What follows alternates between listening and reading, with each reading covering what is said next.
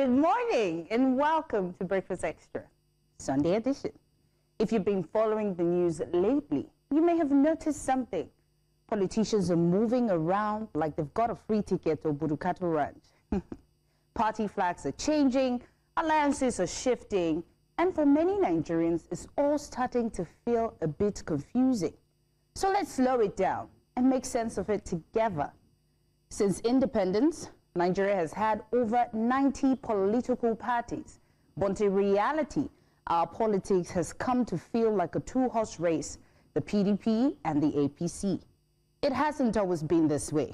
We started with regional parties, went through years of military rule, and eventually arrived at the Fourth Republic, where there are many parties on paper, but power is concentrated in very few hands. For 16 years, that power sat firmly with the PDP. It controlled the presidency, most states, and the National Assembly. And in politics, power attracts people. If you wanted influence or longevity, the PDP was the place to be. Then came 2015, and everything changed. The APC emerged not as one single group, but as a merger of opposition parties united around one idea: change. That moment ended the PDP's long reign and reshaped Nigeria's political space. Now fast forward to today, and we're seeing a familiar pattern: defections. Governors, lawmakers, and political heavyweights are switching parties, mostly from PDP to APC. And the big question Nigerians are asking is simple. What is it? Is it belief? Is it principle? Or is it power? And to what end? The honest answer is this. In Nigeria politics, power is often driven by movements. The ruling party controls access, influence, and opportunities. And for many politicians, aligning with power feels like staying relevant. That doesn't mean every defection is wrong, but it does raise important questions. Because when politicians move easily between parties that claim different values, like trays of small chops at a wedding, it suggests that our parties are often vehicles for power, not platforms for policy. And this is where conversations around coalition like the growing ADC coalition come in. Some politicians and many citizens are beginning to ask whether Nigeria needs a stronger alternative, a space for those who feel shut out by the two dominant parties. Now, whether these coalitions will truly succeed remains to be seen, but their emergence tells us something important. Many Nigerians want more choices. From the River State political crisis to eternal party battles and cross-carpeting dramas, these events are not isolated. They are signs of a system still trying to balance power, principles, and the will of the people. But here's where I think our 2026 New Year resolution should come in. Nigerians should pay closer attention. Civil society should keep speaking up. Young people, don't be afraid to ask the hard questions. And even though our institutions are imperfect, they are being tested. And that's how democracy grows. Because democracy is more than elections. It's about accountability, it's about consistency, and it's about respecting the people's mandate. So the question before us is this: Can Nigeria move from politics of convenience to politics of conviction? It won't happen overnight, of course, but it starts with us, informed citizens, stronger institutions, and leaders who remember that power is borrowed, not owned. And that's a conversation worth having. And once again, I say good morning. And I'm not here by myself. I have the one and only Mazino Peel. Morning, Mazino. Hey, hi, Queen. Hi. Yes. How are you? You're just in time because I have the same ticket to Budukatu Ranch. No way. I know. Don't worry, let's finish there. Just maybe we might find ourselves there at some point. Hey, I don't mind a holiday. It's been a very, very long one because we didn't have any breaks, you and I. So maybe News Central should just say, you guys go on over to Obudu Cattle Ranch. We're just, giving them tips. No problem. Never going to happen. I'm coming over. Good morning. Good morning. Why don't you come over and let's start the show? Sure.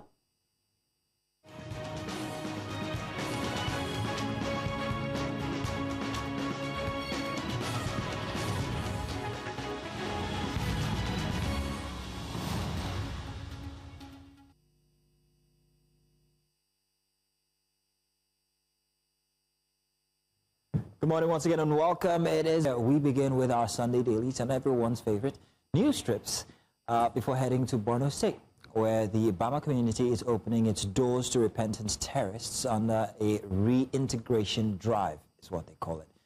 Now in our second hour, we turn to Niger State, where residents of Kasuwan Daji are fleeing their homes following a deadly attack. Calls are growing louder for increased military presence as fear grips the community. We'll also spotlight Riding for Hope, a campaign backing the awareness and fight against cancer. Now, this one's very interesting for me because it's something that I do myself. Now, we do not forget our sports warriors as we plan to review the Super Eagles performance at AFCON 2025, breaking down key moments, tactics, and what it means for Nigeria's chances in the future. Congratulations to them yesterday, by the way, against Algeria. Thank you. Now, in our final hour, Wellness Central, well, we'll focus on emergency responses, the practical first aid steps that can save lives before help arrives. And on Extra Special, we confront the realities of human trafficking in Nigeria, examining the country's risks factors and also ongoing fight to protect vulnerable populations. It's a packed morning, of course, of insight, impact, and conversation. So please do stay with us as we bring you everything, all the goodies inside of Breakfast Extra. But first, we have to do the dailies. Yay. Good morning once again. Stellar monologue there. Absolutely loved it. Yes, politicians do have that free ticket to everywhere. I wish I was one. If I was a local government councillor, what would you have done? I think for... Good question. Because I know how power corrupts. And I know how everybody who's in certain offices always go there with good intention. Always go there with good intention. And there's an illustration. I feel like when you get there, you have to answer. If you were the I'm there already. What is it? Yeah, but what would you do? What would I do? Yeah. Now this is what I believe. What the masses want: road and power. Once you provide road and power, you make everything easy because you can transport your produce, or you can preserve them. These are for people who are into industries, who are into manufacturing and stuff. And that's all they need. In fact, once you provide that, you provided that for everybody else. If you're talking about urban dwellers and perhaps maybe people who work remotely, once you have power, you're definitely going to have internet connectivity. Well, everything you said is good on paper, but then there were people there before you, and then you go and they're like, they got power drunk. This is not how it's done here. Take a sit. Fire all of them. But no, see, that's the thing. If you have people coming into systems, I don't think that you should introduce people into systems or infuse them, because what happens is if they're not strong enough, they get corrupt themselves. Exactly. Start all over. Everybody goes, and then we bring new ones until we are absolutely sure. This is my idea. This is not. It might not be ideal, but I think it's worth a trial. Did I say worth a child? It's not worth a child. All right, let's do the dailies now before we get carried away. Let's do the dailies, and I will be starting with This Day newspaper, if I'm not mistaken. Front and center for This Day newspaper, we have this headline here. Chimamanda Adichie breaks silence, blames son's death on negligence. It's a whole read here. Hospital says reports of incident inaccurate, launches investigation. Oh, you're going to hear it. Well, I do hope that the family are being consoled appropriately. It's a sad thing to lose a son, especially one at that age, only just about 2 years old, so that's really painful. Hospitals and problems. Our hearts go out to them. Will make for interesting read. Attractive returns drive PFA's stock FGN security portfolio to 19.8 trillion naira. And Southeast APC leaders, elders counter Obi factor, rally support for Tinubu. This is a strange thing, because I thought that, I guess we will be talking about this one soon. Those are the headlines for This Day newspaper. What next do we have? Let's move on now to The Nation newspaper. Okay, so moving to The Nation, right on top, medical negligence killed my son, says Chimamanda, page 2. And really sad. And besides this, Kwankwaso Yusuf rift deepens on page 23. And right at the center, Defense Minister, tough times await terrorist sponsors. NAF airstrikes hit Borno's Timbuktu Triangle. And down below it says Presidential Committee tackles KPMG over tax reforms. Yeah, they're going to fight back. This tax is getting They're serious. definitely going to fight back. I wasn't expecting them to sit down and take a line. Yeah. If they're counted by any bodies or communities, they will definitely fight back. But I think that this is what you need in any kind of process. I think iron sharpened iron. So if we give a bit of pushback, a bit of query here and there, then you'd have a system that's absolutely refined for every single person. We hope so. In 2027, Southeast APC endorses Tinubu for second term. Okay. And of course, AFCON Super Eagles Heat semi-final. I like the pictures. The guys were just in motion. And why oppose Tambawa's emergency as speaker, Obasanjo says. Now they say it's my best paper for Sundays, but Sunday Vanguard. Let's see why. There we go. The main reason why is because showdown in hospitals, panic as patients caught in crossfire. That's the main reason. And of course, at the top for the Vanguard, we've got this Southeast 2027 APC stakeholders vow to deliver block votes to Tinubu. Why endorsement matters, says Governor Mba. And Steve Omojafo, ex-Zenith Bank chairman, advertising guru at 80. Congratulations, sir. It was tough raising 45,000 naira to start Roosevelt. And I'm dying, save me, outrage trails killing of Abuja lawyer by kidnappers. We talked about this yesterday, didn't we? We talked about the one chance instance in Abuja. There are many sub-headlines here for the Vanguard, but beautiful picture there. Who is that, by the way? I can't. Shensi. Who's that? Senshi. Oh, well, great. It looks good. Grand. There's a little satire there at the bottom. But that's the Sunday Vanguard. What else do you have? We have the Sunday Tribune. So the Sunday Tribune says, right on top, Southeast governors, APC leaders endorse Tinubu for second term. And AFCON, of course, Eagles prey on desert foxes, face Morocco in semis. And right in center, Nigeria in peril needs efforts for salvation, says Tambawa. And Obasanjo, Jonathan Mac Obi, others extol former Sokoto governor, while Jonathan and I oppose his emergence as speaker, says Obasanjo. I wish you a brighter political future, Tinubu says. And don't pay striking health workers, FG issues order. That's tomorrow. Yes. They're going to commence tomorrow, and I think they're getting more support from here and there. Yeah. Health is not something to be tampered with, and I hate the instances where we have doctors going on strike. But then again, someone asked, and a doctor this time, when I asked him about the Hippocratic Oath, said, what do you expect us to do? We're humans too. Right. So I do understand, empathize, in fact, but sad situation in Nigeria where we have health and education always going on strike. So help us. Durumi blast governance failure, says Nigeria's crisis caused by poor leadership. And police on red alert over alleged bandit threats to attack Oyo community. Anxiety as ruling house begins search for new Oba tomorrow. Okay. Now let's do the Sunday Independent. Anger simmers over alleged intimidation of opposition figures. Stakeholders foresee dangers for APC over its actions. And counterterrorism. Analysts worry over Matawale's alleged sympathy for insurgents. Let's talk about this now. So, now this is it's renewed Trump's interest in Nigeria. He's done Maduro, he's done Venezuela. So, of course, you expect that he's going to have plenty of time on his hands.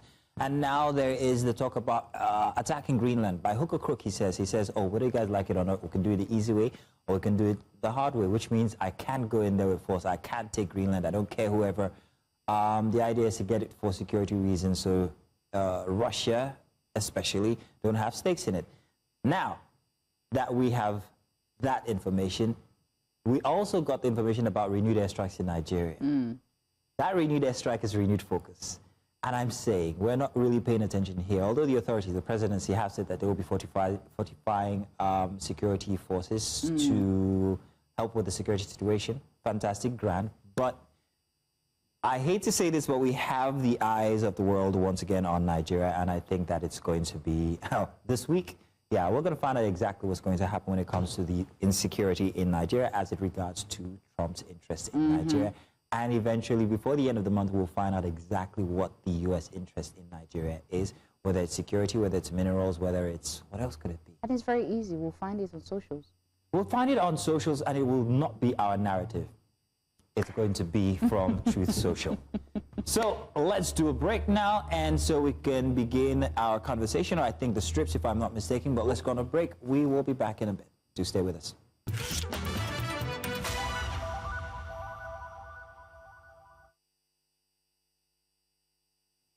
And you're welcome. It's time for the strips. It's Queen's best segment for every single weekend. Let's do the strips, shall we? Queen is also joining. Thank you very much, Queen. By the way, we were having a conversation just moments ago, and we're talking about subjects in secondary school. This has nothing to do with the strips, and I said biology was very easy in school, and Queen says... That was my favorite subject. So biology was like walking in the park. It was the easiest thing. Every day that biology was on period, it was like, no need to do nothing. No. Very strange for me to hear you say that. It wasn't. Okay. Let's do the strips now, shall we? We've got very interesting strips from today. Yay! And you'd find all the characters very familiar. Haven't even finished. The producers have already punched us in one. Let's start with this strip for today. Now, this is Business Day, and of course, you know Asukwo, very, very blatant. He doesn't hide anything. We see a figure straddled between two other figures or structures. One of them seems like a broom, the other one an umbrella. Of course, you know what that is. The APC versus the PDP. Is it versus, however, or is this person trying to keep both within his reach? Of course, you know who that might be. It looks like the, well, Federal Capital Minister Nyesom Wike. Now, it's the artist, the Sukwo for me, and what he's done, whether it's justice or injustice to this picture. Of course, we know what's happening currently with the federal government minister, Federal Capital Minister Nyesom Wike, while he's in the APC, still trying to make sure that things in the PDP are going his way. And of course, he's got his hands inside of other soups, like, of course, River State. We talked about this yesterday. But something seems to be happening currently. Is it, and this is a question, is his popularity failing inside of the PDP? Absolutely. Is it failing inside of the APC? Well, with the current debacle that he's having with River State Governor Siminalayi Fubara, it would seem so. And one thing that they seem to be bringing into the APC now is the factionalization. Same thing you see inside of the PDP. It was what seems to be happening inside of the APC, with certain factions saying, no, we don't think Fubara should be a part of the APC. And others saying, hey, we will resist whatever or whoever or whatever factions are against you. So it's beginning to become a mess. So I say, hey, whatever disease worries the PDP or is worrying the PDP, I think we've just found that it's contagious. What do you think, Queen? Well, you see that a lot of people were a bit concerned as to him being, you know, with PDP and working for the... They say he's a mole. Well, so working for APC while being a, you know, part of PDP, you know, brought a bit of concern. But looking at the picture today, and, you know, we talked about, you know, defections and coalitions that has been happening over the years since 1960. And what came to mind is, what if this is just a strategy to say, I've been able to juggle both parties, and then a coalition shows up under the FCT minister? The coalition? Haven't thought about that way. Wow. Not too sure, but it could be, it should be investigated. Listen, Asukwo's a very interesting artist, almost sometimes true to life, but I don't exactly, there's something here that confuses me. So if this is representing the FCT minister, what is that thing in his pocket? And why do these look like palm trees all of a sudden? Is that a bottle of... It looks like a bottle. I had to ask. I had to ask everybody from before. Am I the one who thinks that this is... Anointing oil. Anointing... Perhaps. Salvation for the country. I mean, Asukwo will not be saying that the FCT minister is kind of like, you know, enjoys a little bit of libation. I will stick to Goya oil. All right, let's stick to it. Anointing oil. It's anointing oil. Let's move to our next strip for this morning. I'm sure something very interesting as well. Oil. Now, a couple of years ago, many years ago actually, maybe 2 decades ago, I stumbled on this book called The Lord of the Rings. I read it before the movie came out, and I dare say that it's a better book than it is a movie. In fact, you only see 1/3 of the book inside of the movie. Now, from the Daily Trust, of course, you know Bulama and his characterizations. He's done us something very interesting here. My precious. My precious. What we're looking at is not a picture of Smeagol, but a representation of what's happening on the international stage now. And, of course, we're talking about Trump. We're talking Trump and the flag of Venezuela there. Of course, you see what it is. It says at the top, Fellowship of the Rig. Why exactly is Trump interested in Venezuela? I think this goes without saying. Right now, we all already know. It wasn't because of the concern for America and the narcotics coming in from Venezuela. No, it was because he wanted baby oil. Sorry, he wanted crude oil. That would be P. Diddy, I'm sorry. He wanted crude oil. And apparently, now he has it, and he's blatant about it now. He says, I will decide what happens to the oil. Leave it to me. His rhetorics are always about self, self, self, him, him, him. I don't know why, but we'll discuss that after. But this is a very interesting picture of exactly what's happening in Venezuela. I'll let you speak, but let's switch to the next picture here, which is also related to this, and then you can have your go. Now, what do you think, Queen? Well, to be fair, based on what Zoe said yesterday, the international journalist from South Africa, he talked about how Trump is just being a transparent leader compared to other people who say things, but their goal is still the same. So the question now is the process in which he's trying to take care of, the country that he's, American people? Governing America, is it the right way? And again, if other leaders were in his position, would they do the same thing? Because to him, he's doing what's best for the United States. Yeah. So he's a businessman. He's got 3 years, perhaps no chance of, well, definitely no chance of re-election because this is his second term. Yeah. So he's got to do everything he needs to do for America now, now, and now. I hear that his IQ is actually higher than most people's. It's actually professor type level IQ. He's a thinking man. His communication, however, might not be at par. And I guess that goes there goes my visa. But you have to admit that he's a thinking man, a very strategic kind of person. And when you put the pieces together, you see a grandmaster chess player, quite frankly. But his methods, however, could be brash, could be crude, could be rude, could be crude. And he just goes for it. And I think the issue here is with, how we see every president come and either they, start from scratch or they follow up with, the president before them. So the question now is, after all this, will the person who succeeds the successor, I know, maintain it or they go back to scratch? So what he has to do is put policies in places that will make sure that they are maintained long after he is done with the presidency. And he's already working on that. Trust me, intelligent bugger. Time will tell. Intelligent. Under there, you see Maduro, by the way, who is still in New York jail, languishing, still pleading not guilty. I am the president of Venezuela, and I was kidnapped, he said. And that's the word that's beginning to reoccur more now.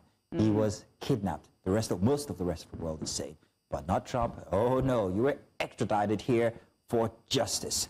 Let's take a look at our very last strip for this Sunday morning. And, of course, this, Queen, is you. Congratulations, you made it into 2026. Now, how did you survive 2025? I will tell you.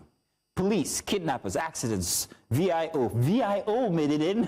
You did. Trump bombs, T-Pain, discos, of course, no light, fuel budgets, talking stage billings. Talking stage billings is also very important. Lace fronts and lashes. Corporation, airfares, potholes, taxes. Taxes is a big one. Bank charges, levies, accidents, and scammers. All these hours, and guess what? There you are, Queen, in the middle. Hands are raised, and a big smile on your face saying, 2026, thank God, we made it through. Made it through to where? Have you entered El Dorado? Are you safe from taxes? Are you safe from accidents and kidnappers? Are you safe from VIO? Most especially and most importantly, talking stage billings has increased. Very important. It beats everything else. This is expensive. I'm sorry. You go. Tell us. What do you think? Well, talking stage billing, according to what I heard, know, they need to make their hair if you want them to come out, their nails, get their lashes down, you know, look cute and all, but that's by the way. Hang on a second. So we don't need grooming, men? We don't need to take care of our hair? I'm talking to the woman now. Did she come to talk to you? Whoa, producers, I need your help, please. Why must someone ask why must talking to you be expensive? Well, have you guys got any other? I can ask her. Did you see her with chopped nails? Forget about her. What about you? But this was 2025 for most Nigerians. We're glad that we actually saw ourselves through into 2026, but will things change? We're hoping that things will. The authorities say it's for our benefit. Hey, we're working for you, but we're yet to see that. I say we take ourselves accountable. We make ourselves important. We make ourselves a big piece of the gear inside of the machinery by holding the authorities accountable. This year, please do change. Well, let's hope. We have the Hope Initiative, so let's see what happens this year. So congratulations. Thank you very much. That's our strips for today. This morning, that's how we start the show. Let's get the conversations going now, shall we? Thank you very much. We'll be back.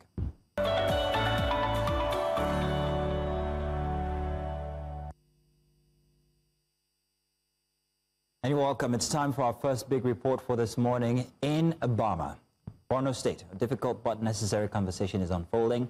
Communities that once lived under the terror of insurgency are now being asked to accept former fighters back into their midst. And these men and women are described as repentant terrorists. This reintegration effort is meant to promote peace and healing, but it also raises tough questions about justice, about safety, about trauma, and whether communities have the support needed to make this work. Our correspondent followed the story closely on ground, speaking with residents, community leaders, and others just to capture the realities behind the policies. Now here's a report filed in by Umaru Kirawa. Bama local government area of Borno State in Nigeria's northeast region used to be one of the strongholds of terrorists in the state. With echoes of the conflict gradually fading away, community members have been resettled and now go about their activities with repentant terrorists. There problem de ba wanda sai ya kahar taklan za asirin gana zai kuruka so do machine land so san baburin so da shima do kuma problem surolar da na da zik suna da ni ma afi ma da sai ya ga da zik suna ba la kamun zala goda le zana isa na samona so kazi yar kada amma yayi ku isa a wani yawa zana wani kaman da ya kazi ya da kana la kan bai turo waje ai tudi anglaw auti di anglaw da adamar gullo ko kuma a fallo tudi anglaw da mana zana we karuni lando manada jiri kuma sai rasa nya ikroso ilmu la sai royeso. Some residents welcome the reintegration of the repentant terrorists, however warn that reintegration must be carefully managed to prevent any form of intimidation, abuse or violation of the rights of victims who suffered during years of insurgency. Kamaro masala ndia andiroi andia kama ama ndirana pandiana mahali masala sobao ama audio eba soro wahala enkashuru sanya ya so ndia murarizana kumbu ya so ndia murarizana biadu linzala mu ntiro ikoso kashimu so azoro muradinyana ndia bana sadinma gurman audio eba so kan bana ma baso kira baso sammaso are dalilin zumbe awre le hal soro shimaro so ndia so kanada so da ku kam do kam so da bana jin dembere wala ma da dole kam la hangal tinapcin. While discussions are still ongoing, experts say that community ownership of the reintegration process is critical for peace. It is not enough to come and preach peace. We will have to provide some economic empowerment to them, taking into consideration what they can be able to do in their community. The Office of National Security Advisor is committed to work with communities to bring peace back to the communities, and anywhere there is such a program, we are fully involved and will give our full support. Experts say that peace can only be sustained if repentant terrorists genuinely renounce violence and adhere strictly to the rule of law, as well as receive support from their communities. In Maiduguri from Central, Umaru Kirawa.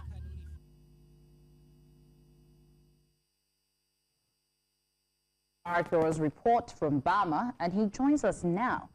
And we also have a concerned citizen, Ibrahim Yusuf. Omar and Ibrahim, thank you so much for joining us this morning. But I'll start with Omar Karawa.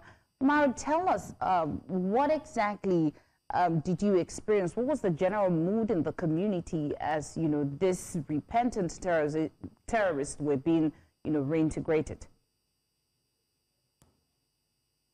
The experience is a very difficult situation. It's a dilemma, and it's a situation that the people of Borno have found themselves between a rock and a hard place. It's between the devil and the deep blue sea. These people have killed their parents, have killed their wives, have abducted their people, and they have repented, and the government has accepted them. And the people have no any other choice than to welcome these people. And that is why most of the communities have to option to welcome these people, because even if they did not welcome them, what will happen? Should the insurgency continue? The killings continue? So by and large, this is the situation that the people of Borno have found themselves. But largely, before the surrender of the insurgents, that is before the killing of Abubakar Shakau, the leader of the Boko Haram then, the situation has been dicey because Bama was taken, Goza was taken as caliphate, and so many other local government areas of Borno State are in the firm control of Boko Haram terrorists. But with the surrender of the insurgents, which later we see large number of the insurgents, largely because of the policy of the government introduced, tagged as the Borno model for peace by the governor, Professor Babagana Umar Azulum, we see large number of terrorists surrendering. I mean, coming in large number, and then the government is welcoming them, taking them to camp, rehabilitating them. And then we see communities be resettled. The governor himself leading the forefront with the military, the civilian JTF, vigilantes, hunters, and others leading the resettlement of communities who were hitherto displaced by the insurgents, over 2.1 million of them displaced. But largely now, most of the communities have been resettled. Bama has been resettled. Goza has been resettled. Baga, one of the local government that has given Professor Babagana Umar Azulum headache, which he was attacked severally there. But fortunate enough, he is alive, and then the community is back, and we've done so many reports with regard to Baga, how fishing is taking place, how people are going about their activities. So largely, it's a situation that the people have no any other option than to welcome the insurgents. However, there are serious challenges that really need to be addressed. Umar, a very interesting way you put it. You put it as if the people have no other choice. You put it as if this is being put on their lap and they have to accept it because there's no other choice. I'll tell you what we're going to do. I'm going to come back with a question for Ibrahim, but let's go on a break yet for now. And then when we come back, we're going to expound on that submission you just gave as we look at the concerns people might have when you have to reintegrate former terrorists into a community. What happens to accountability? What happens to recompense? But let's take this break first, Umaru and Ibrahim. Do stay with us. We'll be back.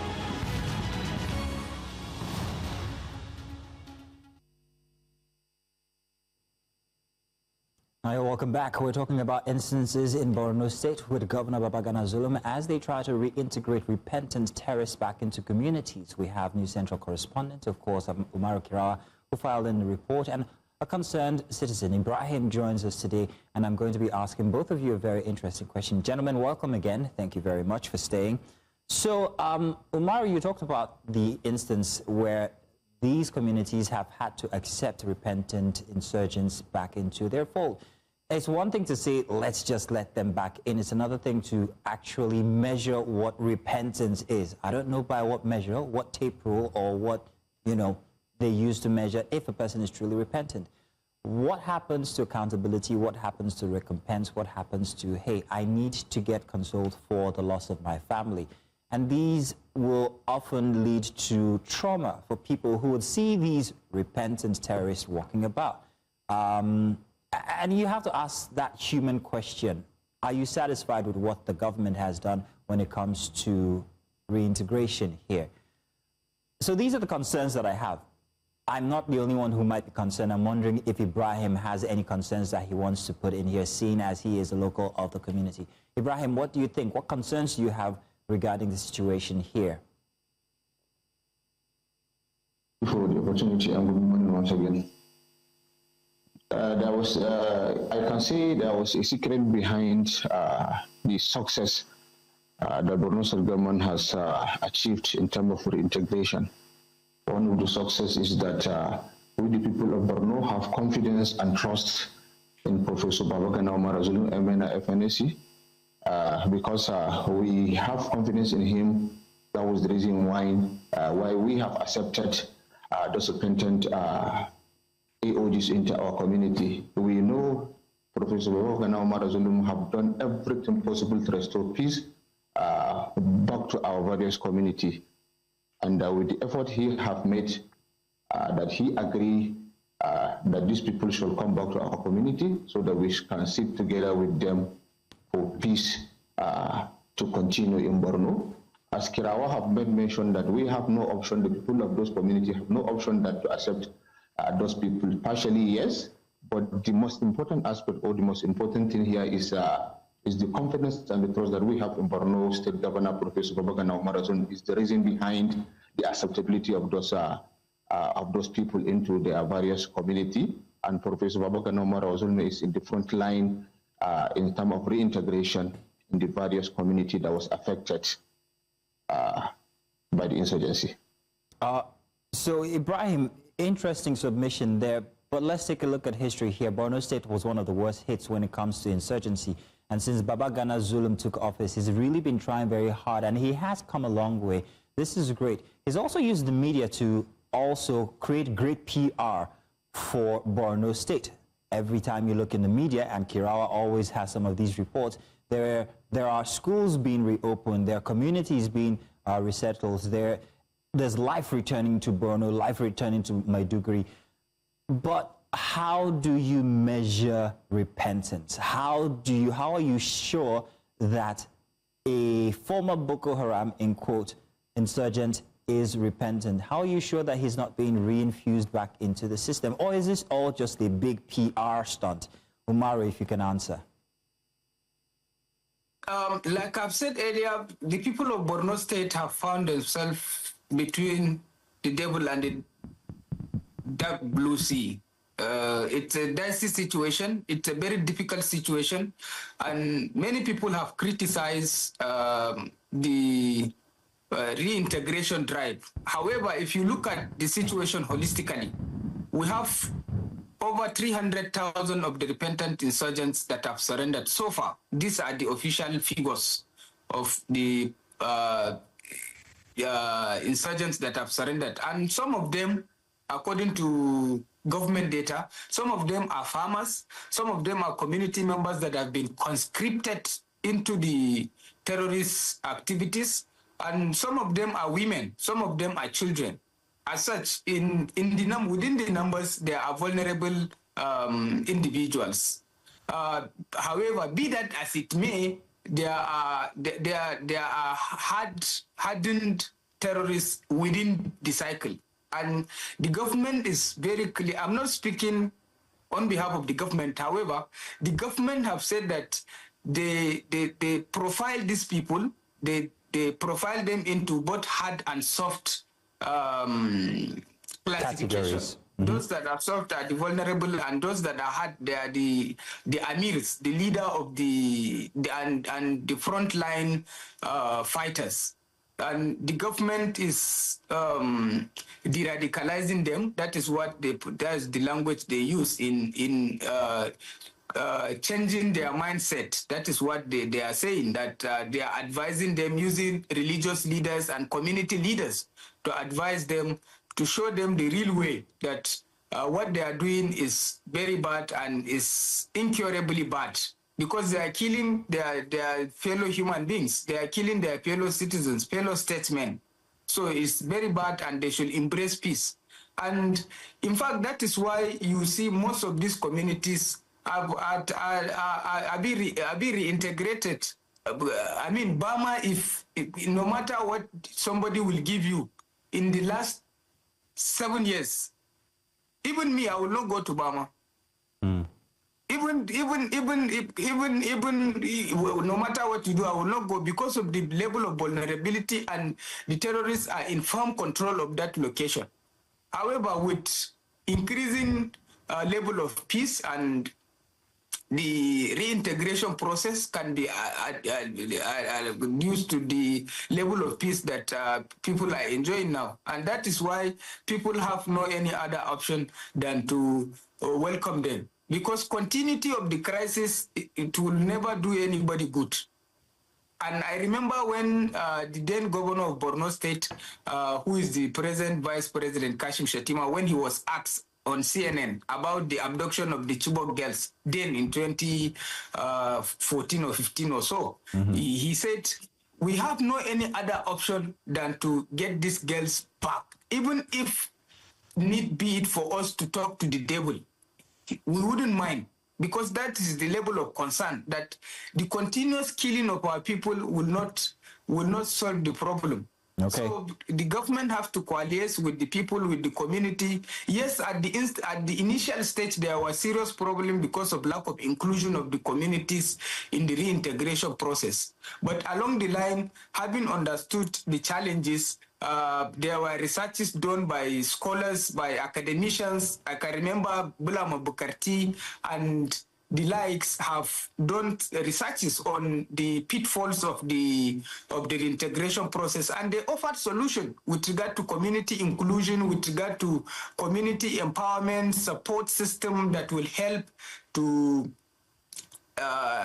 hasten the process and then solve some of the teething problems that are affecting the problem. And some of these recommendations have been absorbed by the government, and we are seeing large number of people being reintegrated, and even some of the insurgents are helping the security forces in terms of moving to the front line and identifying some of their friends and colleagues that have not yet surrendered. And I mean, peace okay then, Kirawa. All right. Okay, so Mara, thank you for the explanation so far. But I think what I wanted to ask in particular, you mentioned the extreme insurgency people, and of course the vulnerable one, including women and young children, and bringing these people back into the same community where they've killed people, they've stolen their property and all whatnot.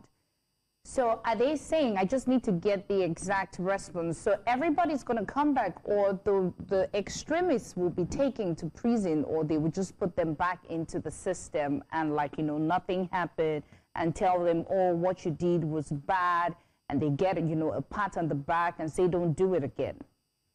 Is that what was happening? Nonsense. I mean, it's that bringing criminals back to the community without de-radicalizing them, it is at the expense of the peace and security of the country. Exactly. As such, it is crystal clear with regard to what the government is doing. They said they are de-radicalizing them. They are engaging them with religious leaders. Some of them, they have this religious mindset that they are doing jihad, that they are fighting in the cause of gods. They are doing God fight, and you cannot de-radicalize these people without engaging religious leaders that have the intellectual prowess, that have the technical know-how and the knowledge of Islam. Okay. Which is the basis. All right then, Kirawa. Thank you for saying that, because I was coming to that, and I want Ibrahim to answer this now. So Ibrahim, just like Kirawa was going on, I wanted to know exactly who would be put in charge of helping these repentant terrorists back into the system. First of all, it seems that there's a lack of justice when it comes to how they're being reintegrated, because, I mean, hey, they're not paying for the criminalities that they've committed. That's on one side. Then is there a system put in place to ensure that they continue staying repentant? And who would be the authority in charge? Would it be the religious leaders? Would it be the police? Would it be a special force or so? exactly what structures are being put in place for this reintegration to make sure it maintains peace? Ibrahim. Before going to your question, let me add more light on the response from Kirawa. What I want us to understand here in the process of reintegration has a lot of stages and processes. One of the processes is just like me to say, okay, Kirawa, you are now a journalist. You have confidence and believe that journalism is the best profession on earth. So me as a lawyer, I would like to convince you at least to wipe this ideology that you have in your mind that journalism is the best profession on earth. This is the same process of reintegration, wiping the ideology of what they have been doing as a jihad. One. Secondly, empowering them with skills when they have been reintegrated back to the community. What are they going to do when they return back to their community? They must have to be engaged so that when they have returned back to their community, they will have one or two things to be doing as a source of income that will even then keep them busy, change their mind, and so on and so forth. This is what the government have been doing in the radicalizing those people. How I wish you can visit those radicalization centers. You can see how one is in carpentry, another different person is doing is in different skills, so that when they come back to the community, they will have things to be doing. I know some of those repentant Boko Haram that currently, after giving them their status pack, they have now even employed another different person which is into. Did you say starter pack? Did you say starter pack? What's in the starter pack? What do they get? What do you mean by the starter pack? For example, for the carpentry, when you learn how to at least make a wardrobe or chair or a bed, okay, then you will be given with those facilities. For example, a generator and other tools that can help you to do your work. If you're a fashion design, you will be given a machine, a design machine, a sewing machine, and so on and so forth. That will be startup, Ibrahim, and also a capital for you to start up. So Ibrahim, those businesses. Are these amenities available only to the repentant insurgents, or is it available to the community? We are basically now we are talking about the repentant. When you come to the community, members of the community, the same things has also been done. For example, members of those communities that will accept those repentant Boko Haram, they also need to be considered. Let me give an example with education sector, Western education sector in Borno. Professor Babagana Marazolum have done excellently in this aspect, where he built a modern primary and secondary school. When it comes to agriculture, he has done very good with providing some agricultural tools, youth empowerment, also engaging members of the community and giving them also a starting pack for a businesses. For example, last week when we went to Southern Borno, you can witness that he has given 1 billion naira to some selected local government for them to expand their business so that they will not feel like they have left behind, not only considering the repentant Boko Haram. Okay, and for you to have those ideas, those ideology of jihad, you must have to consider those kind of things. At least wiping those ideas, giving them what they will be they will be doing when they have returned back to the community. And back to your question. Ibrahim, if you can remember, as I made mention of the secret behind this, it's not only what I've made mention. Okay. Our tradition also play a very vital role. We can proudly say we, the people of Borno, are good in terms of resilience. Not only this issue of this Boko Haram, a lot of issues that may come into your life, we are good. Religious also play a very vital role in our tradition. We are good and resilient in dealing so that we can have everybody alone, not only to say if I have issue with Kerawa, that will be an issue forever. No, that issue will just maintain between me and Kerawa. All right, now Ibrahim, my apologies. I do have to rush you off because we have hit the top of the hour. But I think your submission was very clear. You have to empower the people, not just the insurgents, but also the community, especially when it has to do with the situation of radicalization, de-radicalizing them, and also empowering them will serve the community best. Thank you very much, Ibrahim. Thank you very much, Kirawa, and your Hall of Fame behind you. Thank you for having this conversation with us, and we continue to hope that Borno State continues to experience this status of peace and that it only gets better, whether reintegration or whatever means. We only hope for the best. Thank you very much. Thank you, gentlemen. Thank you, Father. And now, let's do the news in just a bit.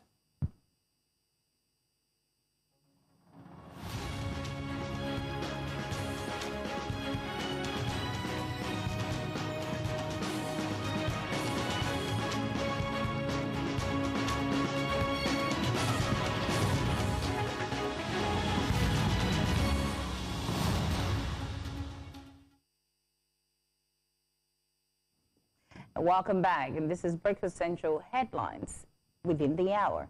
And we begin with security matters. Residents of Zango community in Adavi local government area in Kogi State are living in fear following a late-night bandit attack on their homes, during which several persons were abducted.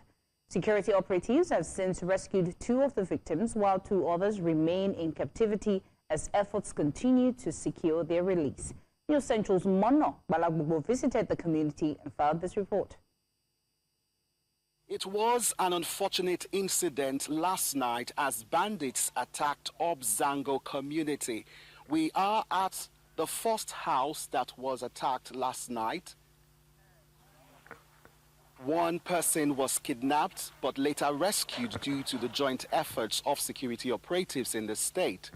And by my right, 3 persons were kidnapped, 1 rescued, a very young child. The child was found in an uncompleted building just surrounding this particular area. The residents here recount their ordeal. My senior was coming out with my children. They took her with 3 kids, 3 children. When they were going, they bring my little girl. They reach that side. From that side, they throw my little girl to the door. And they go with 2 children with my senior. There were 3. It was this morning we saw our little baby in that uncompleted building. Now there are 2 now, 5-year-old boy and my senior. So my mother-in-law was in her room, side the other room, and brought her out and went with her.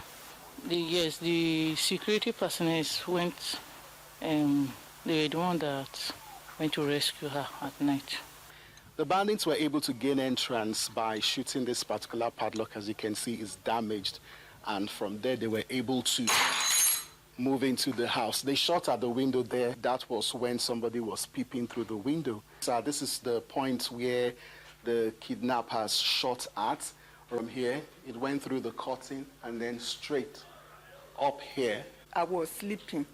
When they came, my hair just like knockout or gone. I don't know which is which. So I say I'm Grace. Then to them, they say I should go out and I wear my dress. I go out, I follow them. For residents in the house behind me, this is not the first, this is the second time. The first bandit attack was back in 2019. And while they are grateful for the efforts of the security operatives in the state to save the day and rescue about 2 persons out of the 4 kidnapped, the residents here are pleading with government to put in more efforts to ensure the safe return of the remaining 2 persons abducted here in Zango.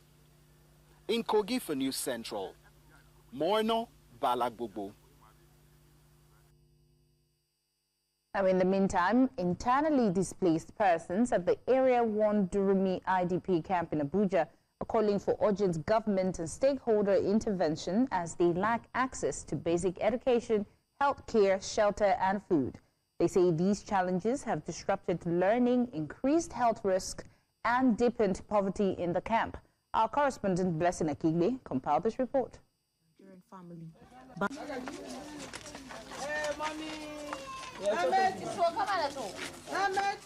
A meal of rice with beef and, for the lucky ones, portions of chicken might be a normal diet for the average Nigerian family.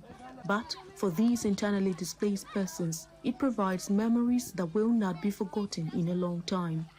for residents of this IDP camp located at the Area 1 Durumi area of Abuja. Living conditions remain dire, and this gesture by the Heartland Development Initiatives is one that will be remembered for many days to come. If you address food security, you've addressed national stability. Today, one of the biggest challenges the government is facing is high cost of food inflation, which is very critical. So we have channeled different ways of driving that. A view of the camp reveals makeshift shelters which offer little protection while access to education, healthcare and food is limited. Residents of the camp say that they lack safe and structured environment, which is affecting children's health, development and well-being, as many continue to face serious health risks without adequate medical care. Gaskiya muna son taimako. Saboda me kagan makaranta wasu organization ne haka suna zuwa su zo su taimaka a sa yaran mu a makaranta. Those children that are not going to school, everybody knows about Boko Haram. Boko Haram is people that they don't have knowledge, they don't have education. That's why they are killing us. Next step, it will be our children. For 7 years, 7.5 years, no IDP is welcome in any hospital in Abuja. A human being cannot access medical care. Residents also fear eviction, claiming they have been threatened with being chased from their current location and are appealing for family planning services to ease the burden on women. Wajen mu ba shi da daɗin sha'ani ne. Inda wajen mu yana da daɗin sha'ani mu ba za mu zo na ƙarshen mutum har mu yi wanke-wanke. This place that we are here, we are just like a Fulani every day by day. They are pursuing us because it's not belong to government. But all the place that we are living on is a people land. Every day by day they are pursuing us. They are calling on government authorities and non-governmental organizations to intervene, saying that early support for children and women is critical to preventing a cycle of poverty and social vices. Now, the body of Ayola Oyawale, the man suspected to have killed his wife in a violent domestic incident, has reportedly been discovered in Ogun State. Residents of River Valley Estate say Oyawale's body was found Friday evening in the Sotobo area, days after his wife, Mrs. Ayobami Ganiyatu Ayawale, was found dead under circumstances that sparked widespread outrage. The discovery comes amid an intensive search launched after Thursday night's killing, which prompted a manhunt by security agencies and heightened concern over domestic violence and public safety. The fire has gutted parts of the Wukari local government secretariat in Taraba State, with officials estimating losses in billions of naira. The council chairman, Bala Usaini, says the fire broke out shortly after he left the office and was reported by a security operative. Initial firefighting efforts failed due to lack of water before council staff and residents eventually brought the blaze under control. No casualties were reported and the cause of the fire remains unknown.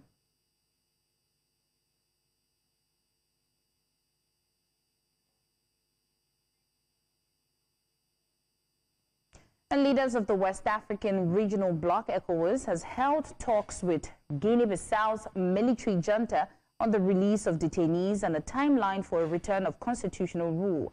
The discussions took place in the capital, Bissau, with ECOWAS represented by Sierra Leone's President Julius Maada Bio, the bloc's current chair, and Senegalese President Bassirou Diomaye Faye. The leaders met with officials of Guinea-Bissau's ruling junta. Sources say the talks focus on securing the release of people detained following the recent coup and making swift progress towards restoring democratic governance.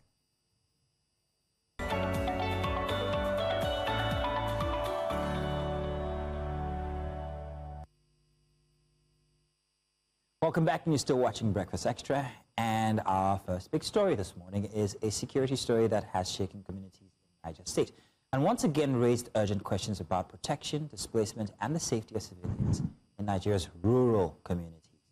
So in Kasuwan Daji in Borno local government area, gunmen stormed the community earlier this month, killing about 30 people, abducting residents, and also destroying shops, homes, and livelihoods worth millions of naira. Now, since that attack, fear has taken over. Families are fleeing, parents are pulling children out of schools, And communities are asking a simple but very urgent question. Where is the security presence? And our correspondent Sigeri Ibrahim visited Kasuwan Daji and nearby Papiri to understand the human cost of this violence and the growing calls for military intervention. Let's take his report. To understand the security situation in Niger State, you first have to understand the terrain. It is a journey across rivers and through ungoverned forests to many far-to-reach communities.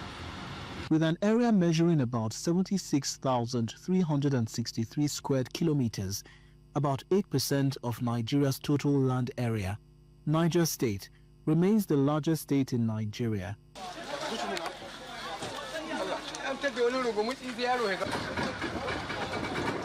We are crossing from Kebbi into Niger State's Agwara axis, a region celebrating the return of 230 students, yet mourning a massacre that happened over the weekend on January the 3rd. This is Kasuwan Daji, or at least what remains of the market. Just this weekend, it was a bustling hub of commercial activities. And after the weekend, well, some describe it as a graveyard of goods. While the country was focused on the release of the kidnapped Papiri students, less than 15 kilometers away, bandits stormed this location, killing over 30 persons and burning what they couldn't carry. The smell of smoke is still fresh in the air, and so also is fear. Kudin da aka kashi aka tara wanda aka yi hasaran kudin nan sai dai ko an yanka ba mu iya gane irin kudaden da aka hasara don kudaden gaskiya hasaran da muka yi yayi yawa. 16-year-old Ismail Marcos luckily escaped. He says that he witnessed the bloodbath while hiding inside a ceiling. We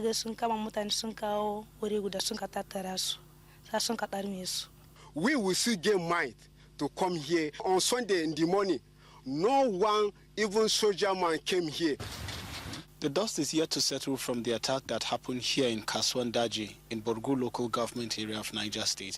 If you look behind me, you would see that the smoke is still yet to dissipate owing to the attack that happened just on Saturday. Right now, we look around the community, shows that it is indeed a shadow of itself. But one thing also remains very, very obvious, and that is the mark that was left here in this village, the mass grave that now lays by my side. From what locals are saying, this grave contains 3 individuals each.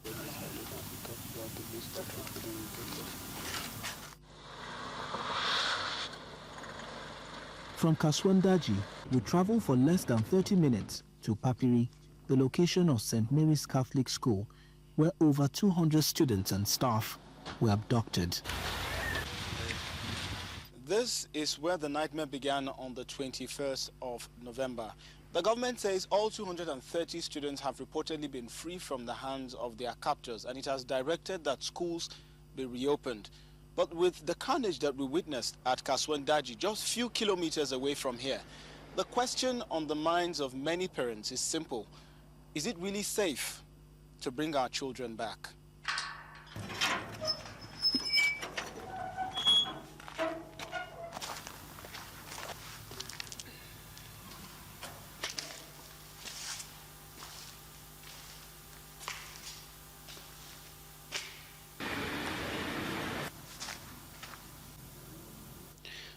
This is the assembly ground of the school. If it were in session, the principal would have addressed students from this podium every day of the week.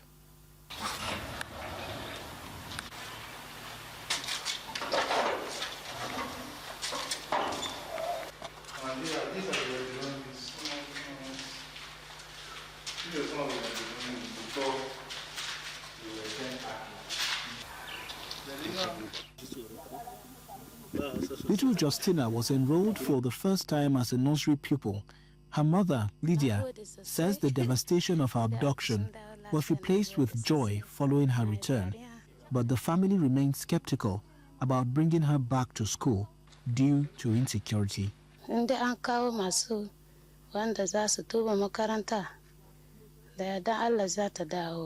Dukansu ina ra'ayi su koma a makaranta in gwamnati zai taimaka a kawo mana tsaro mai kyau a wannan shiya musamman na St. Mary na Papiri. They should provide more securities, soldiers, police, like that, so that we'll be free to do our work, carry out our work in a better way. With the conflicting realities of a successful rescue and a fresh massacre, the church faces a tough decision. We don't have much security presence there. So now, if there is anything that people need now to restore confidence, is to see large, a very strong security presence, and that is the government that can provide that. From the ashes of Kasuwan Daji to the empty hostels in Papiri, the message is clear. Security is a luxury these communities cannot afford. Though the children are back home, but until the forests are clear, the mention of school raises palpable tension. From the bank of the River Niger here in Rufia, Niger State, for News Central, Sagir Ibrahim.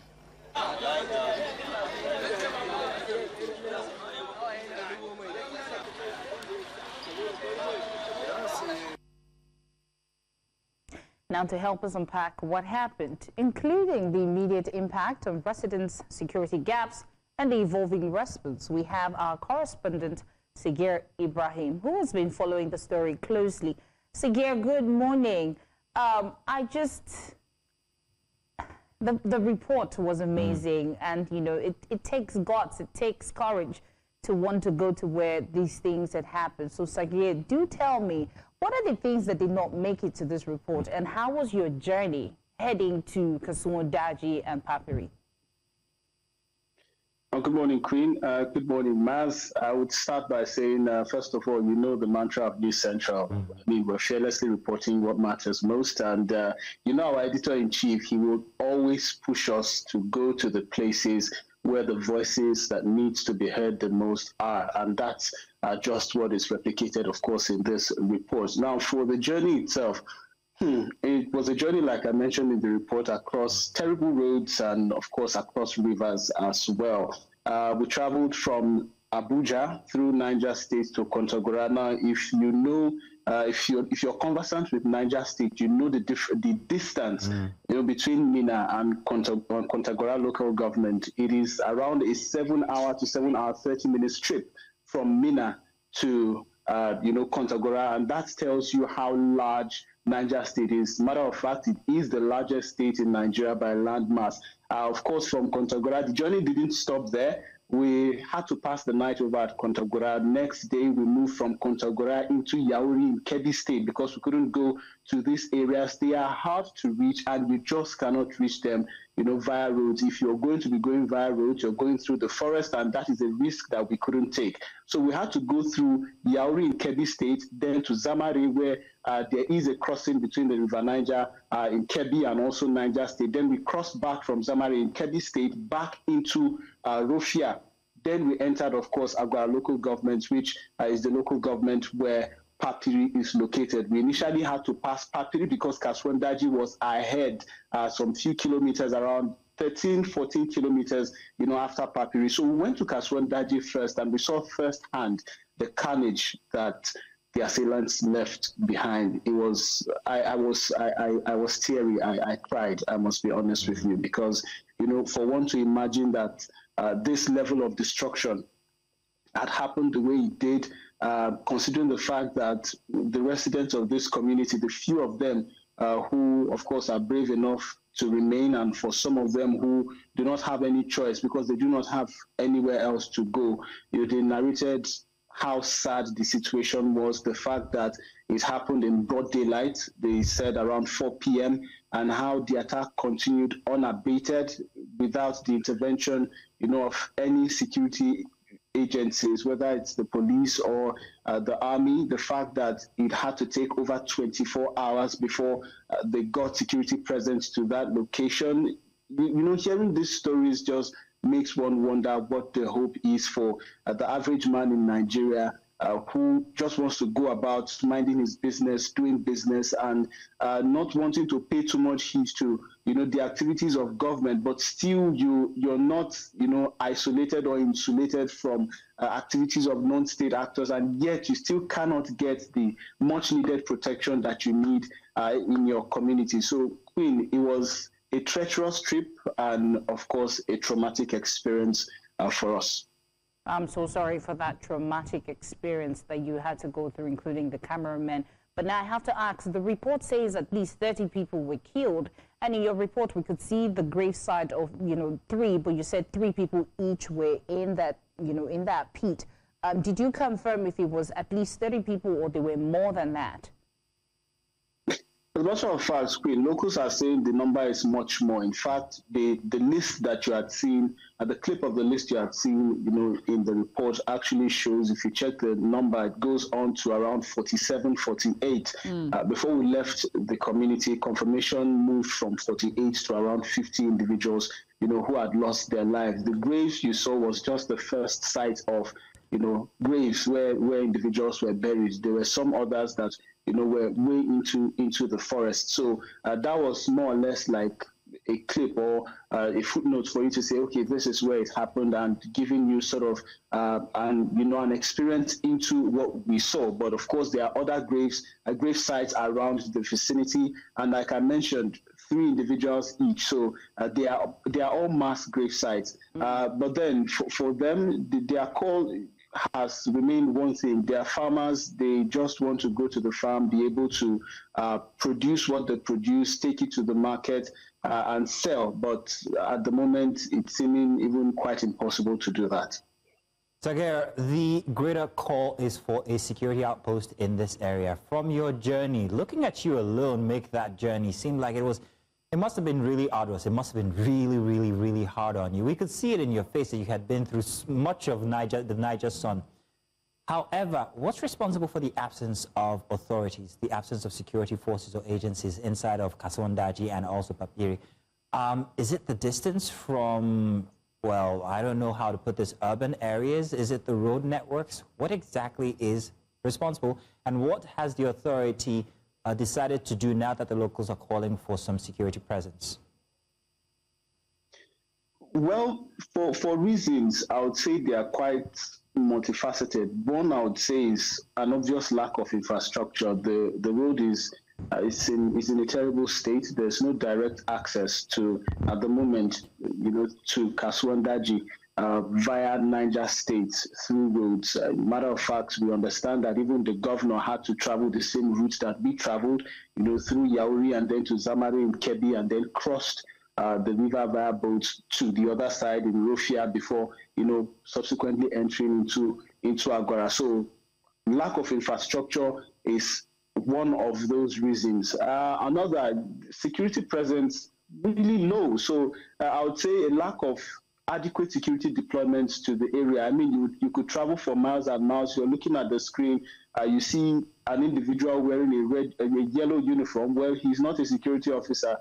For those of us who, are conversant with this actors, we know them as Karuta, or mostly they perform the function of vehicle inspection officers. But then what are you inspecting in vehicles when the roads themselves are the cause or the reasons why the vehicles are in the state or shape that they are? So road networks, lack of adequate deployment of police officers. I tell you that during my entire trip to these locations, I saw physically just one police officer, and that police officer was the one manning a checkpoint at one of the locations between Agwara and then going into the Papiri axis. So lack of infrastructure, lack of adequate deployment, a complete absence of the presence of soldiers. This is what they demanded for, and this is obviously what is missing in these communities. If there is no presence or adequate presence of security operatives or personnel, of course,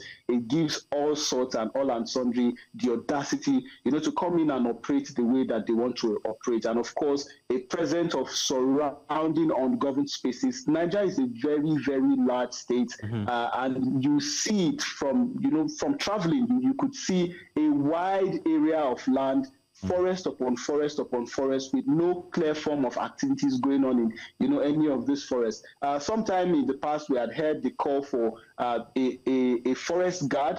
I really do not know how much or what state that level of what state they are in sense of deploying forest guards, but then there are no soldiers. So if you don't have soldiers in these areas, of course, it gives the audacity for individuals to attack. And this is the reason why they are saying, not just a security outpost, we want a military barracks. If a military barracks is present here and we have senior officers deployed with a battalion of soldiers present in these communities, that way we are guaranteed now that not just our community, but other surrounding communities will enjoy the presence of that in terms of adequate and quick responses, in terms of having boots on the ground. And it generally gives us, a feeling of safety, and we can sleep with our eyes closed, because that is not the situation now. For most of them who are still there in the community, they find it really difficult to sleep at night, because any movement, any sound, whether it's the wind trying to blow something from the rafters and it falls to the ground,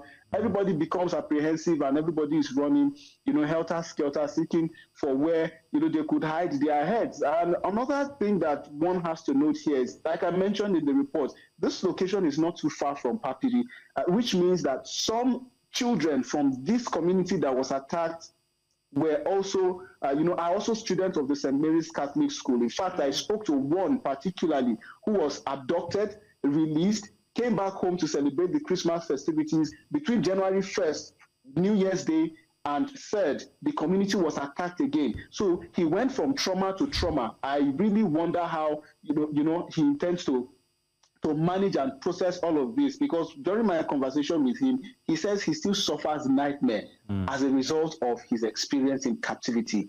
Talk more of a recent attack where you had to see people get slaughtered. Wow. Mazino, Queen.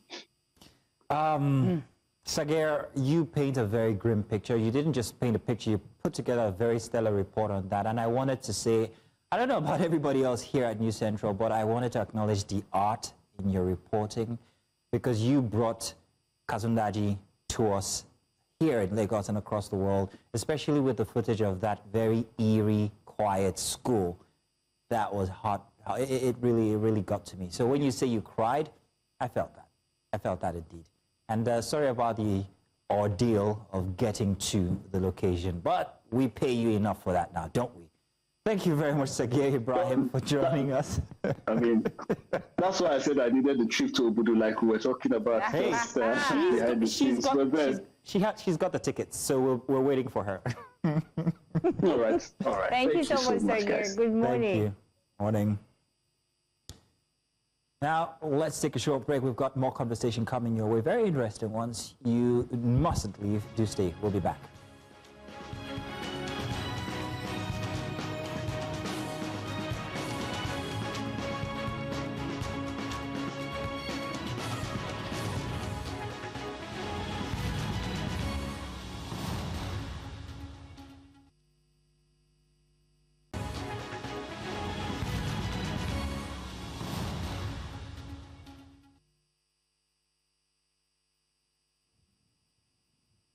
And welcome back. And still on the show, this next story reminds us that activism doesn't always happen in conference halls or on social media. Sometimes it happens on the open road. Our focus this morning is Chienyewe Amadi, a Nigerian cancer campaigner who has taken awareness far beyond borders, riding her motorcycle from Nigeria through Europe and back, all to spotlight the silent crisis of cancer and raise funds for patients who often struggle without adequate support. So her journey hasn't been easy. Oh no, we followed it all. Her mission has remained clear: to give visibility, voice, and hope to Nigerians battling cancer. Now, Chienyewe Amadi joins us now here inside the studio. You are welcome. Yay. Everybody calls you Chibeta. Yes. Well, at least that I know. Her name is actually Judith. Judith. It's Judith. It's Judith. Oh, well, welcome. It's grand to see you here. I am disappointed. Why? Because I expected to see you on your bike with your gear, you know, in all your glory, like we watched you for the past 3 months online. Maybe she would have done that if you were going to add money to the funds that she's raised. We'll talk about all of that. Make up your mind, girls. Make up your mind. That's it. That's the women supporting women. Maybe I should leave. No. But Chibeda, good to have you here on Breakfast Extra. We really want to know about this journey. Okay. Being a biker myself, I know how not easy it is to plan a trip from here to Abuja. Everything that goes with it. You see, Queen, it is tough. Let's school you. School me. It's tough. It's okay. It's expensive. So I would like to know exactly how you managed all of that. Let's start from the beginning. Why did you go on this ride, and how did you fund your ride to and through? Okay, so I wanted to do something bigger than myself. I wanted to turn my passion to purpose. I wanted to do something that would spark a conversation. I wanted to do something that would turn heads and remind people that cancer is not something that should be done in silence. That cancer is not something that should be done in silence, that it involves everyone. If one person gets cancer, the whole circle is affected one way or the other. So that's why I embarked on this journey. Okay. Yes. It was impressive. I mean, you've only been riding. I know when you started riding. Exactly, yeah. It's only been less than 4 years. Yes. She's been riding for only 4 years. I've been riding for 20. I haven't attempted what she's attempted. She's 5'2". I'm 6'2", whole 2 inches, 2 feet taller. I haven't attempted what she's attempted. She's richer than me.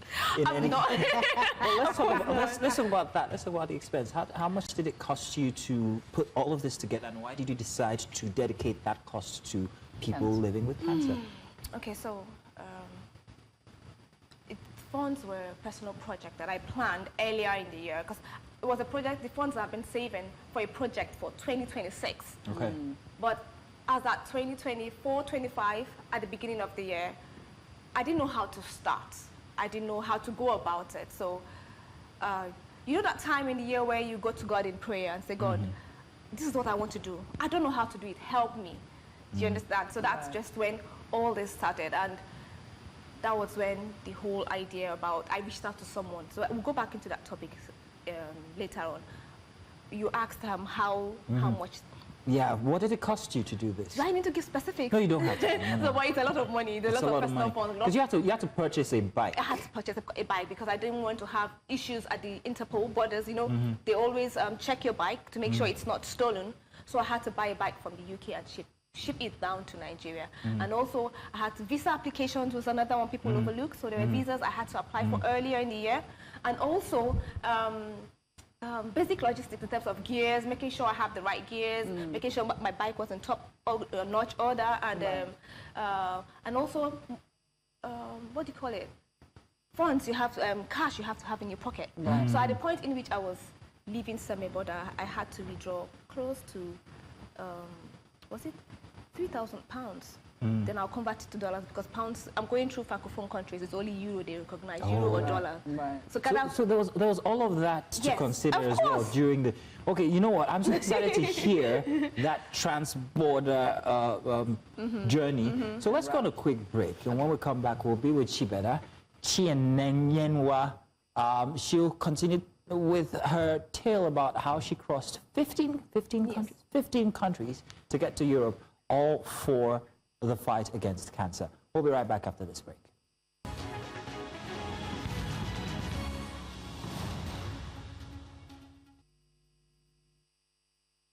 Welcome back. Chienyanwa Amadi is still with us in the studio. We know her as Chibeda in the biking community. She's 5'2". She's been across 15 countries all the way to Europe, and she did it for the fight against cancer. A ride for a life. A ride for a life. Yeah. One ride. One many life. lives. Okay, one life, many lives. Many lives. Okay. So how bad is the cancer situation in Nigeria that you had to use this as a billboard for awareness for people living with cancer? Let me add to that. Most times when you do stuff like this, it's personal to you. So yeah, I think it's a personal. So I have lost loved ones to cancer. I have lost loved ones who have survived cancer. And I also have the tendency, I have to always check every 6 months to be sure that I do not have any trace of cancer. So the thing is, earlier last year, like I mentioned earlier on, you know that time in the year where you have your New Year resolutions, things you want to do. So after my, 21 days praying and fasting, I reached out to God in prayer. I said, God, I need help for a project I want to embark on. Then that was when God told me, I had this nudge, go and help someone. It was funny, like, God, I'm reaching out to you for help and asking me to go and help someone, you know. So I used to help the help. You know, so that was what I remember. There was somebody I used to know who told me she had cancer, and I reached out to her. How are you doing? She told me she's not so good. I told her what's wrong. She said she stopped chemotherapy. I said why? She said she's out of money. I said okay. Give me details. What stage are you at? She said. She informed me. I didn't even know at the time I reached out to her, she was in her 6th month. And what it means is, if I hadn't paid for that month, the 4 chemos she has done in the past would be a waste. So she has to start all over again. Did you have to pay? I had to start funding her by myself, for my personal fund. So I started paying, and I paid for the remaining. This is before your trip? This was before, exactly. That was when all this started. So I realized there were so many people like her who were going through this situation. Let me give you an example. One chemotherapy session costs 350K to 500K, depending on the type of cancer being treated and at what stage it is. How much do we earn in Nigeria? And this is done every 3 weeks. How much do you think she earns? She's just, an average Nigeria don't earn that much.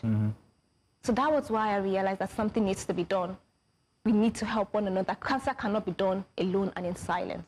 That's why I started this journey. So now let's go back to logistics. Yes. Martina is always blaming me because I like talking about money. You know, having the nudge to want to help someone, even though you need help, can be stressful because you're like, Kenny, this moment, you know. But I just talk us through the process of how you were able to fund yourself to go through 15 countries, just for people to know that cancer is real and we need help for people. Okay, so at the early stage of my preparations, first and foremost, I know I had to buy a bike, a durable bike, a reliable bike that won't have cost me issues on the way. So I had to get legally. Yeah, exactly. So I couldn't rely on. I don't know the sources of the bikes now, so I had to personally get one from the UK and get it shipped to Nigeria. And I started applying for my visas early enough. How many visas did you have to apply for? I had to get 3 visas. One is Schengen visa, I had to get Morocco visa, Mauritanian visa. These are the 3 crucial visas I had to get. But Mauritania held, it gave me to struggle. Like I struggled in it was one of the things that delayed me on my journey because I had to wait in Senegal for like a week for my Mauritanian visa came through. Despite the fact that I've been applying for it from Nigeria and I was being rejected repeatedly. Wow. But you still started the trip without getting it. Trusting in God. God, exactly, because he has not failed me, so I knew that he was not going to fail me. Right. So I went in faith, knowing fully well that since God put it in me, he will definitely make a way. That's very interesting. That. Yeah. So. What? You were going to ask about something else. What was it again? I like that. I like how, you know, it's very fulfilling to be able to start something that, you know, it's been growing in your heart and knowing fully well that you achieve it. So in this your journey, were you able to meet, you know, cancer patients? Did you encounter anybody? What was your encounter like? Okay. So I was sharing my stories on social media and I found that a lot of people were reaching out to me, telling me about their journey. But what I realized, what was common around the stories that everyone was saying is, they don't want to talk about it. I said, oh, Chichi, you know, my mom did this, I have this, but please don't tell people. I haven't told anybody. Was there stigma around it or something? Exactly, the people don't want to talk about it. So a personal friend reached out to me. She told me, please don't tell anybody. I'm telling you because I am proud of you. You made me cry today. You made me have hope. You're giving me reason to keep fighting. So I talk about it. She said, no, that she's just telling me. That's just a one-off. I visited, like in Ghana, when I went to Ghana, I visited this cancer care home for kids. You would wonder what a 2-year-old child, may have done. Just breathe. Yeah. I'll give you some time. Let me tell you about riding across country. There's the fear of dehydration. There's also the thought that you are not as secure as you are, especially when it's places you've never been to before. You have to also consider that you have to go through routes that you don't know, but Google is telling you to walk into a wall. Like and Nigeria Google takes you to the middle of the market. It happened to me. didn't drive into a river. Go left. Go left. On the way from Mauritania to Morocco, it happened to me. I was here. Google Map was telling me turn left. I said, where? This is the only way. What is this? so there's all of that to consider, and it can be quite confusing. But you did all of that across months. Yes. It must have made you a very different rider now. You've seen people, you've seen cultures, you've seen faces and places. And what effect has that had on you as a person? Not just the stories of cancer patients, but the different cultures, people, and the way they do, and the different foods, for instance. What has it done to you as a person? So, first and foremost, after this journey, I realized that I am stronger than I think. Because I was thinking that I was limited in so many ways. Like, I wasn't able to express myself and meet people. But I found that during this journey, I was able to, because what you need to understand is I passed through Francophone countries. They don't speak English. Oh, yes. There's all the countries, all the way to France. Morocco was even worse because they speak Arabic. Oh. Wow. So the impact it had on me was, first and foremost, I said, at the end of this journey, I'm going to learn how to speak French. I must learn how to speak another language. Welcome. I'm starting tomorrow. I'm actually really starting. Starting what? French. You know, really. I resolved within myself that I was going to learn how to speak French. Well, you guys are done. Come on. Nah. So yes, and that one. And I also realized that we need one another. Like, we can't do things alone. You need support. You need friends. You need family. You need one another in order to make headway in anything you're doing. Okay. Right. Now, I do hope you've caught your breath, because we're going to go back to that subject that you were a bit emotional about talking. Yes. You were telling us about Ghana and how you visited the cancer home for kids. Tell us your experience there. Okay, and it's okay. We understand what you saw and went through, so it's all right. But do try. Tell us. Okay. So I am speaking with some of the parents there and the kids, because first and first, you entering the building, I just saw some kids playing around and they had patches in their eyes, you know, like something packed on the eye. You know, probably this person is going through chemotherapy. And we spoke with the admin or the manager there and asked them, how are you managing with this case? He said that they rely on public donations, exactly what I'm doing. They rely on public donations for the kids to feed, for them to go through chemotherapy, and most of them are from low-end family, low-income families. Right. So what they do is they provide shelter and for the kids and the family, so that when it's time for chemotherapy, they can go for the chemotherapy, because it's a government parastatal. Okay. Yeah, so they have a house there, and they take care of they house the mothers, they house the kids, and if you have a little brother with you, they come there. So going there, I went to see them. I won't lie, I couldn't talk, because I went with a couple of other bikers. They told me to talk. I said, I cannot talk. You may think I'm strong, or I may think I'm strong, but I was very emotional. I was crying all through. Right. So, but I realized that even these kids going through this, they were still smiling. They were still playing around. And these kids are stronger than a grown-ass person. I'm wondering if you saw any similarities between what you got there when it comes to the authorities' response to people living with cancer and the situation here in Nigeria. Do we have similar organizations or institutions that take care of people? I think we do have something like that, yeah. So before leaving, I'm working with Doctors Foundation, which is also a childhood cancer foundation. It's similar. They also have run that kind of establishment where they take care of any child going through cancer. They provide shelter, they provide housing, they also provide some other kind of support for the families of kids who are actually going through a chemotherapy, and they also provide after chemotherapy session and support for them as well. So yes, and going through this, I realized that this is something I would want to pursue, like have a support system for people who are going through this chemotherapy, have before and after, because I'm due in chemotherapy, sorry, I mixed that up. So this is something I would like to pursue, and something I would... So in your journey, of course, I think for me, I don't know how I can do 15 countries. How many weeks was it? And of course, we saw that you fell. You had No, she fell a lot. She fell every day. Let me explain. Have you seen my bike? No, I haven't. It's what do you want to tell about you? It's short. No, what you mean? My bike. It's a short bike. She's 5'2". Mazino, leave her height alone. This is gonna be fun when I tell it. Kardashian is 5'2". She's 5'2", and she rides a bike that has an insim height that is taller than her. Tell us what you had to do to your shoes. Okay, so I had to pad my shoe 3 inches. 3 inches? 3 inches for me to actually be able to flat foot. And I still can't flat foot. I had to tippy toe. My tips throughout the ride, I've never a time my feet were entirely on the floor. It's That's through 15 countries tiptoeing, which is that's a lot of pressure on your legs. But that's what you need to understand about cancer. And it's the same thing what cancer patients go through. Like it's uncomfortable. The journey is never comfortable. They have to improvise. Like every day, like every 3 weeks, they go for chemotherapy. They know that this is what I'm going to go through, but they just brace themselves and go in for it. They prepare themselves and go in for it. Well, the only thing I can say, I know that Mazino has a lot, is thank you.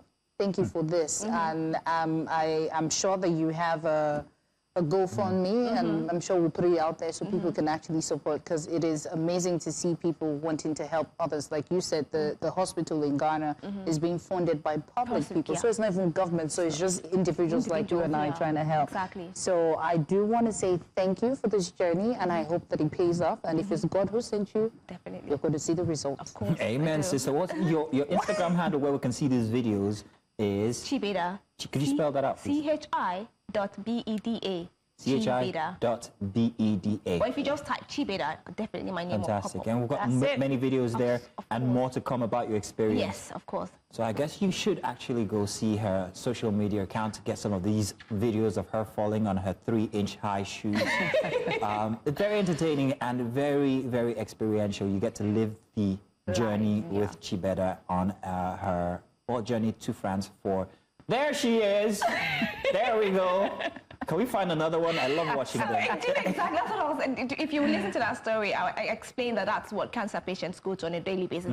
If I didn't have that support I had at that point in time, I would be frustrated. Yeah. So same thing with cancer patients. If they don't have support at the time in which they fall, because the road is never smooth. Exactly. Right. But people were there to help me and lift me up, That's and beautiful. I continued. Strangers. Exactly. Strangers. The strangers. It's always the strangers, not the ones that you... That's another one. You had hope that they will be there for you. And Chibeda, that's it. thank you very much. Of course, we know where to find you, Chibeda on Instagram. So if you want to see most of our videos, you get to know. I'm going to go buy myself a bike. Oh, you're welcome to the community. Thank you. You're welcome. Thank you. All right. We're going to let you go now, but we're going to do that because we have Udoka who is standing by. And right now we're going to be turning to sports and the Africa Cup of Nations, where Nigeria's Super Eagles are once again flying the green, white, green on the continental stage. AFCON 2025 is still unfolding in Morocco. And from the group stages to the knockout rounds, Nigeria's journey has been filled with strong performances and tactical questions, off-pitch concerns, and also growing expectations back home here. Now, to break this all down is Udoka Njoku. Udoka, good morning. Thank you very much for joining us all the way from Marrakesh. Udoka, how did you feel after the first goal, that header? Thank you, Mazino. I mean, it was a great experience yesterday, and seeing Osimhen jump so high above his opponents to score that goal, it was a beautiful one to watch yesterday. When we got to the stadium, to be very honest with you, Mazino, we were all afraid, we were tense because the stadium was packed full with a lot of Algerian fans. The minimum of Nigerian fans we saw yesterday was maybe the Supporters Club of Nigeria and a few Moroccans who supported Nigeria yesterday against Algeria. But when Osimhen scored, the stadium went quiet. And then after that assist from Osimhen to Akko Adams to score the second goal, of course, we felt relieved, and Nigeria took over. The journalists, the supporters kept on screaming and singing the praises of the players. And afterwards, I mean, I lost my voice yesterday. Afterwards, it was a party all through into the night at the Super Eagles Hotel. But we were not there, but it was just beautiful to see that Nigeria are now in the semi-finals ready to take on another North African country, Morocco. Oh, fantastic. Udoka, hi. Happy New Year. Hi. The last time I saw you was last year. Yeah. So, Doctor, for people who are watching that don't know so much about the AFCON 2025, what stood out for you yesterday and what has stood out so far in terms of the Super Eagles' performances? Well, it's that resilience from the boys, and also knowing that there was a heartbreak of not qualifying for the World Cup last year, which will be happening in 2026, talking about the 2026 World Cup. And they've also come to the Africa Cup of Nations in Morocco, wanting to please the fans and also wanting to make a statement in Africa that we are still a big threat when it comes to African football. And they showed that from the group stage against Tanzania, Uganda, against Tunisia, against Mozambique, and again against Algeria. The squad has been tagged as a team that should go all the way to the finals. Nigeria beat them silly, silenced them yesterday. So resilience stood out for me yesterday for the Super Eagles of Nigeria, and they want to keep that resilience up until the end of the tournament. Now the fans believe in the Super Eagles. They believe in Eric Shelbo. Let's see if it will carry them up to the finals of the tournament. Udoka, I want to leave tactics and strategy aside. I want to talk about social interactions here. Before the games, before Algeria, when the Algerians found out that they were beating Nigeria, there were instances on social media that showed, well, cases of racial slurs being used against Nigerians by Algerians. And I'm wondering what the mood was like yesterday at the stadium. I'm hoping that there wasn't any instance of the sort. But what was it like, the relationship between Nigerians and Algerians before the match, and what was it like after the match? Yeah, of course, on social media, we can say everything we like to say, but of course, we were here in Marrakesh at the stadium, the Grand Stade Stadium, where we saw unity between Nigeria and Algerian fans. I was on the 3 p.m. news yesterday, and while I was talking, a lot of Algerian fans were behind me screaming, saying, Viva Algeria, Viva Nigeria. Some were supporting Nigeria. Some were saying, look, let's have a great game of football. Let's have a beautiful game of football. It's all love. It's all unity. But the issue that we had yesterday was between the Algerian journalists and the Moroccan journalists right there at the mixed zone. It was chaotic at the mixed zone yesterday. But before the game and after the game, it was all love between Algeria and Nigeria. Even some Algerian fans spoke about the Super Eagles, saying, look, you guys have a strong team and they're tipping us to win the cup. Okay.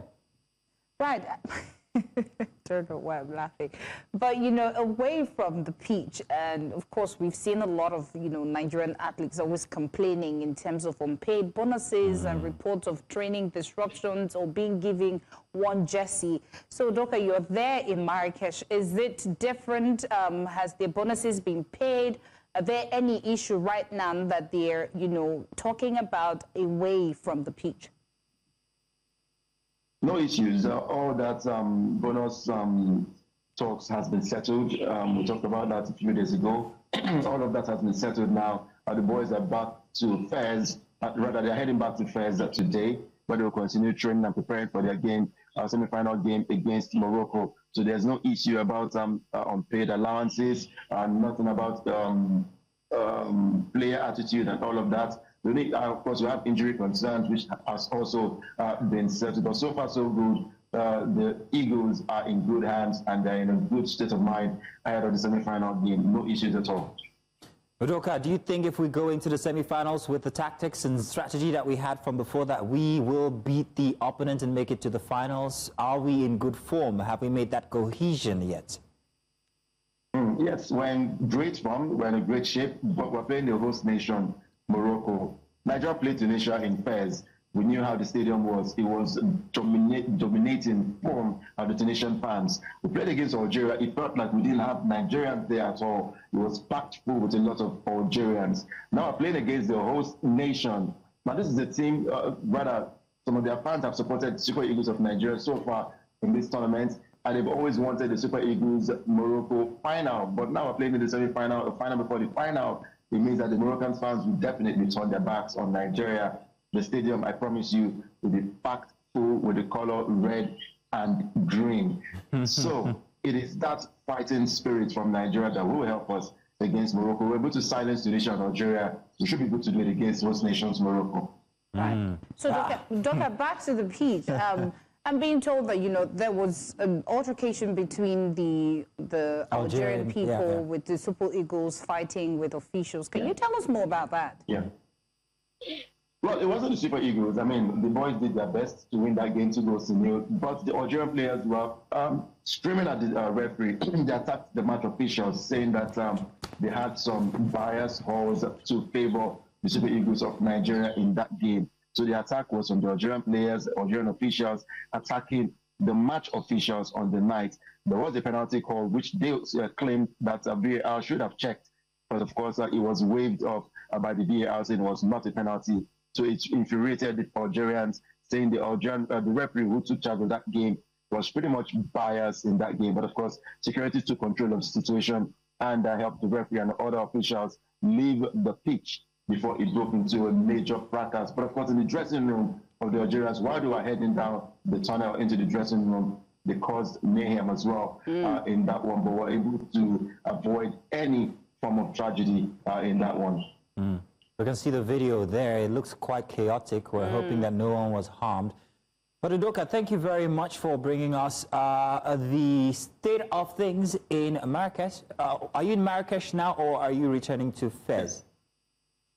We're in Marrakesh. We're preparing to leave Marrakesh for Rabat, where the semi-finals will hold, because the Super Eagles are leaving Marrakesh as well, going back to their base in Fez. So we'll be meeting them up in Rabat, where they'll be having training sessions and press conference. All right. Udoka, thank you very much. There's a bet here in the office for whether you will come back after your assignment, but don't worry. I was about to ask you all the food you'll be eating, because you look good, so, but come back. Yeah. Thank you, Udoka. Thank you. I'll be back soon. Sure. All right. Guess we have to go on a short break. Yes, we do. And when we return, Breakfast Extra continues. Don't go anywhere.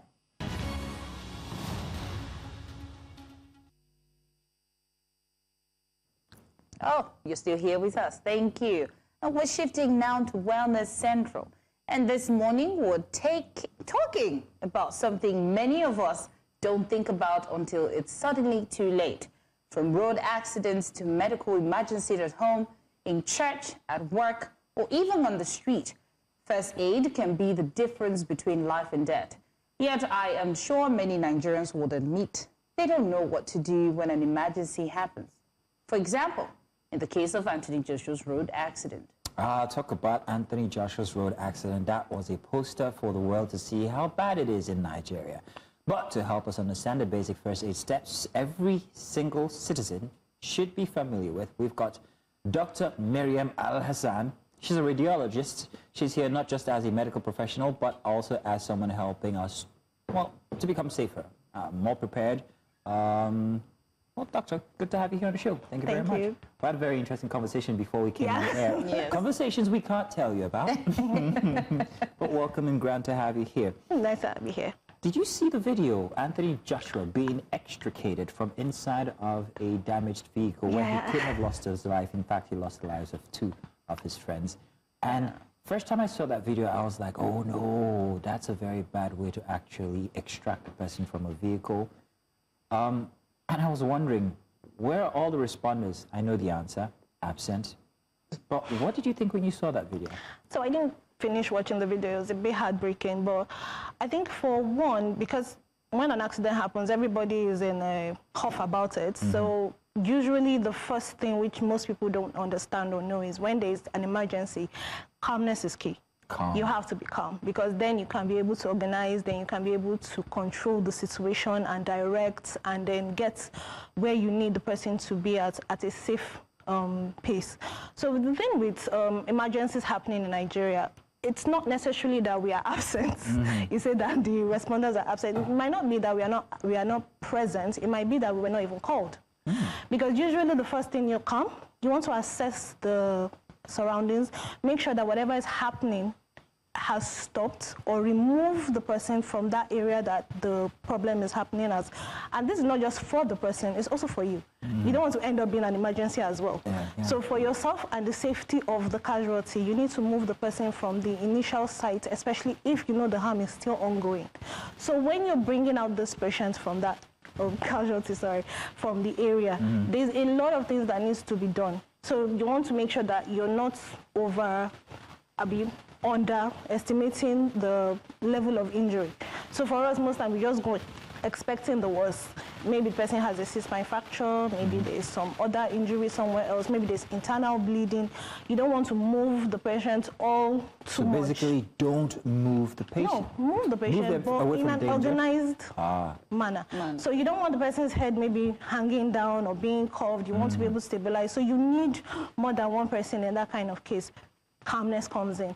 Okay, when you're calm and you look like you're in charge, most people tend to gravitate towards that. So it's okay, I need 4 people, one person to handle the head, another person to be at the back of the chest. Just for support all through, so that you can be able to align the person properly and keep everything straight and bring the person out safely, and then move the person away from that side, because at that point, everybody was just everywhere.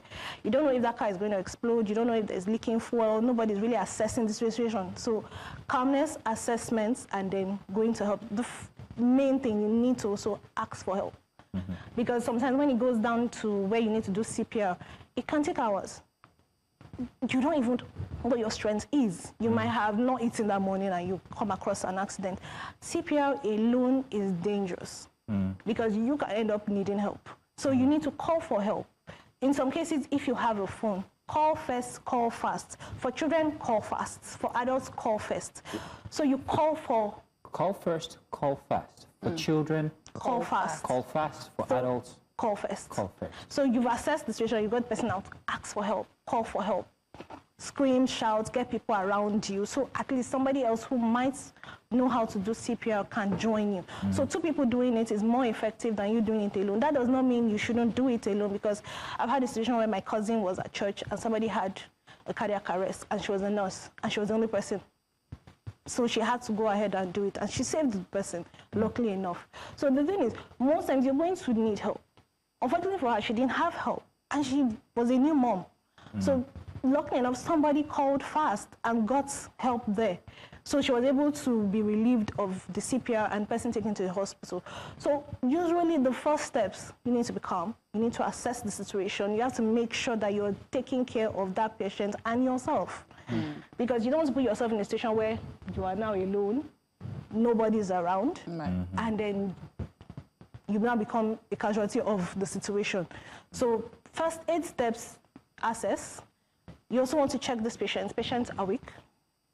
Can person speak?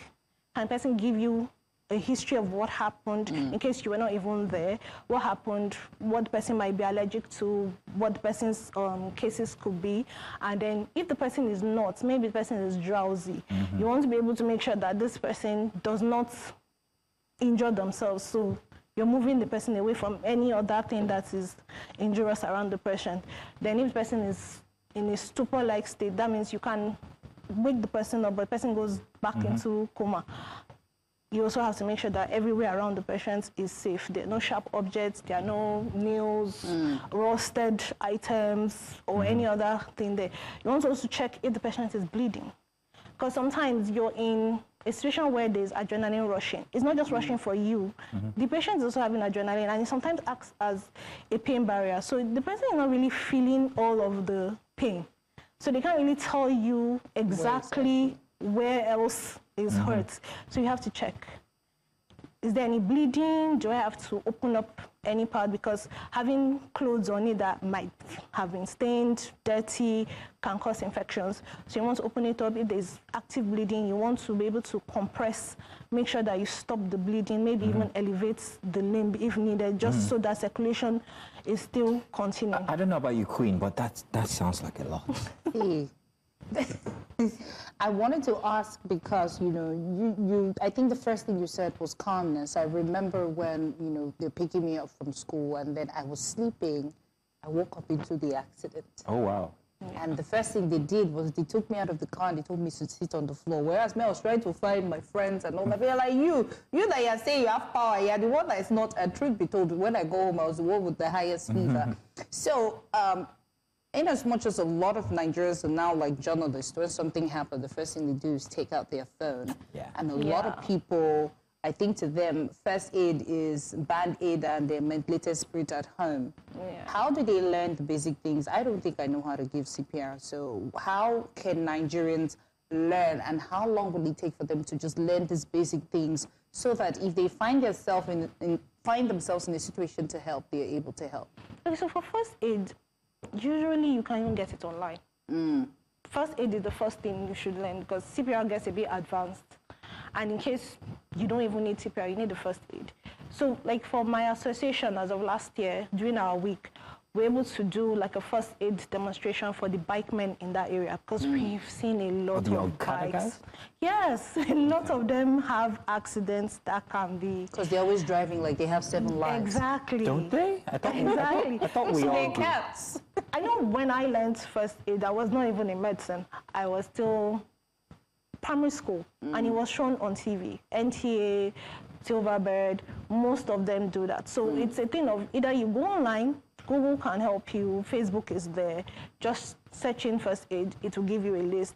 Some mothers are so good at putting that little box that has all the drugs in it. That's your first aid, but Danish cookies. That is your first aid. So you already know that when there's an injury, you clean. It's done at home. You clean before you put any other thing on it. You might have to use disinfectant at some cases. But when you're in a place where there is no disinfectant, pure water is your best friend. Just use it and wash it off. Get a clean cloth. If it's a marketplace, it's even better. You can get somebody to get clothes from somebody and then wrap up, tie up. If you know that, okay, you're not sure if this person has a fracture, you want to make sure this person's head is neutral to the body. It's not hanging down, it's not hanging up. Even if the person is lying down, you want to make sure it's not on an elevated plane. Except the person is sitting and can't talk. Then you can say, okay, sit down. You want to check, expose. That's another thing. Coming into emergency rooms, ABC, airway, you want to check the airway. You want to make sure the person is breathing. And then you want to check the person's, body. So you have to expose. You have to expose. You have to make sure that you are seeing everywhere to make sure that, okay, there's no other parts that are injured. So for first aid, usually I would say it would be advisable if a lot more communities and agencies can go out and teach the public. Because most times, demonstration is best. I can say all these things now and the person wouldn't know. If I see a cut that is on a different plane, how do I handle it? Most of them don't know. When I was involved in an accident, all I had was this woman that just tied me because she noticed I had a gaping wound somewhere. And everybody was shouting, sit down, sit down. And I'm like, but you just said I'm bleeding, and I didn't feel it. And that's the thing, because when these things happen, especially in accident situations, you hear the confusion, the people who are even taking the air that you're supposed to be breathing. And you're like, what? Most Nigerians need to know that that's not a time to gather around a subject. But we don't know that because, like you say, most people need to be re-educated when it comes to first aid. But there's this other thing. You said somebody just came tied and blah, blah, blah. However, I noticed that there's a culture, and let's dispel these myths. There's a culture in Nigeria when a person collapses, we pour water on them. Yeah. Bucket. You want to shock the person. It sometimes helps because... So is that okay? It sometimes helps. Okay. Because even with kids, when they are born and they are not breathing, you want to shock them into... So shock therapy, that's okay. So the water might be fine, yes. But it depends on what's going on. Okay. Because, it's collapsing, yes. Try the water if the patient wakes up. If not, you have to go to the next thing. Which would you want to apply pain. To see the person, pain? Yes, if the person will. I'm naturally averse to pain. I don't know why all that. Or you rub the chest this is pinching, down. It's not pain. To see if the person will be able to react. Okay, at least so when the person is unresponsive, then you now go to CPR. Secondary school, JSS 1. Hafiz came through class and was yelling, Shibi, Shibi, Shibi, Shibi. Spoon. I limited Yoruba. And when I looked outside the class, I saw this girl collapse. She was having a seizure. Seizure, yes. And they did get a spoon and they tried to force it inside of her mouth. I'm wondering, in cases of seizure, what do people do? Because it's a Nigerian thing. They put a spoon in your mouth to stop you from swallowing your tongue. Don't put anything in the patient's mouth at all. Because the thing is, the muscles are locked in. Sometimes they are jerking. Now, if you put anything inside, you're already having a situation where you have to check the airway. You have to make sure that airway is open. Because your tongue, just your personal tongue, can roll back and choke you. Now imagine putting something inside there. And sometimes the force in this thing can break whatever you're putting there. Even that spoon that I think Because then the metal could be very, very thin. Yeah, that would affect the teeth, the jaws. You're talking about. It could break it and then swallow. Now you have another issue. Oh dear. So now you've blocked the person's airway. Person can hardly breathe. What exactly is happening when a person is having a seizure? So it has to do with your brain. Let me just go down to the layman's language, like the wiring in your brain. You have what we call chemicals that fire, that allow you do what you need to do. Now, if a certain chemical is being produced a bit more and what clears it off isn't there, you now get a seizure. So it's like things are crossed. Something isn't working and something's overworking, so the body just... Like an electric shock. Yes, so your body just goes down to that. So sometimes it could be different types. And funny enough, there's one called absence. You don't even know the person's going through a seizure. The person is sitting down just staring, and you think it's a blank stare. You wave, you scream, you shout. After the person goes, okay, what's going on? The person may have had a seizure. And in that time, they have no recollection of whatever happened? They have no idea what happened. So they just, from 9:13, they wake up at 9:45? More of they are awake when it's happening. They're awake, but they're not aware. They're not so aware. they come aware, like after they could be, it could take how long? 5 minutes, less. But the thing is, you want to stop it from going past to that 5 minutes because it could injure the brain. Wow. Yeah. Dr. Al-Hassan, in a roundabout way, and to summarize this in less than a minute, what must everybody know about first aid and what to do when the time comes to apply it? Okay, so for first aid, calmness is key. Because if you're not calm, you can't coordinate what's going on. And you can't think well, you can't make decisions on time. Once you can realize that there's something going wrong with the person, call for help immediately. Call your neighbors. Call for help. If you have, I'm sure we have a lot of emergency numbers in Nigeria. You have hospitals that have ambulances. Call. Another good thing is if you can have that directory, it's best if you can build a directory. Then call for help. And these are based on if you don't have the expertise, but if you do have the expertise, or if you need these If you have the expertise and you checked, you found out the person is normal. Like now if someone has a stroke, sometimes people don't even know. They call it spiritual attack and all of that. But if you cannot raise your hand or one side of the body, or you see the person speaking and there's slurring of the words or the mouth is moved to some, immediately call for help. At that point, call for help, get the person to a hospital fast. There's a 3-hour gap in which whatever the obstruction is or the bleeding is can be managed and person can get at least, if not 90% or 100% of their abilities back. Delay in any situation can always be worse.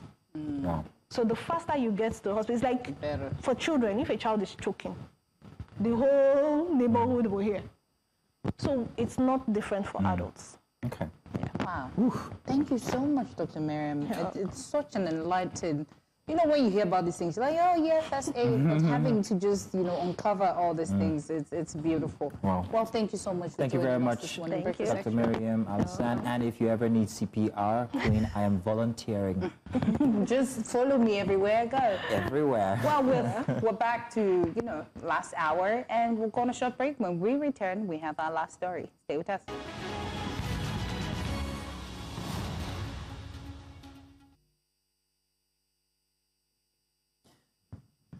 Now, here we are at our very last segment. And, of course, before we close the weekend from here, let's talk about this. Today is National Human Trafficking Awareness Day, observed annually on January 11th, a day dedicated to shining a light on one of the most insidious violations of human rights affecting millions worldwide. In Nigeria, trafficking takes many forms, like forced labor, sexual exploitation, child trafficking, and also migration scams that promise jobs around the world, but deliver abuse and, or whatnots. The problem isn't just individual criminals, it's rooted in poverty, lack of opportunity, porous borders, digital deception, and also limited awareness. And to help us understand the risk factors and the strategies needed to push back against this crime, we're joined by Mohammed Ahmed, CEO of Black Mole Consulting. He's an expert in prevention, protection, and anti-trafficking advocacy. Good morning, Mohammed, and thank you for being here with us.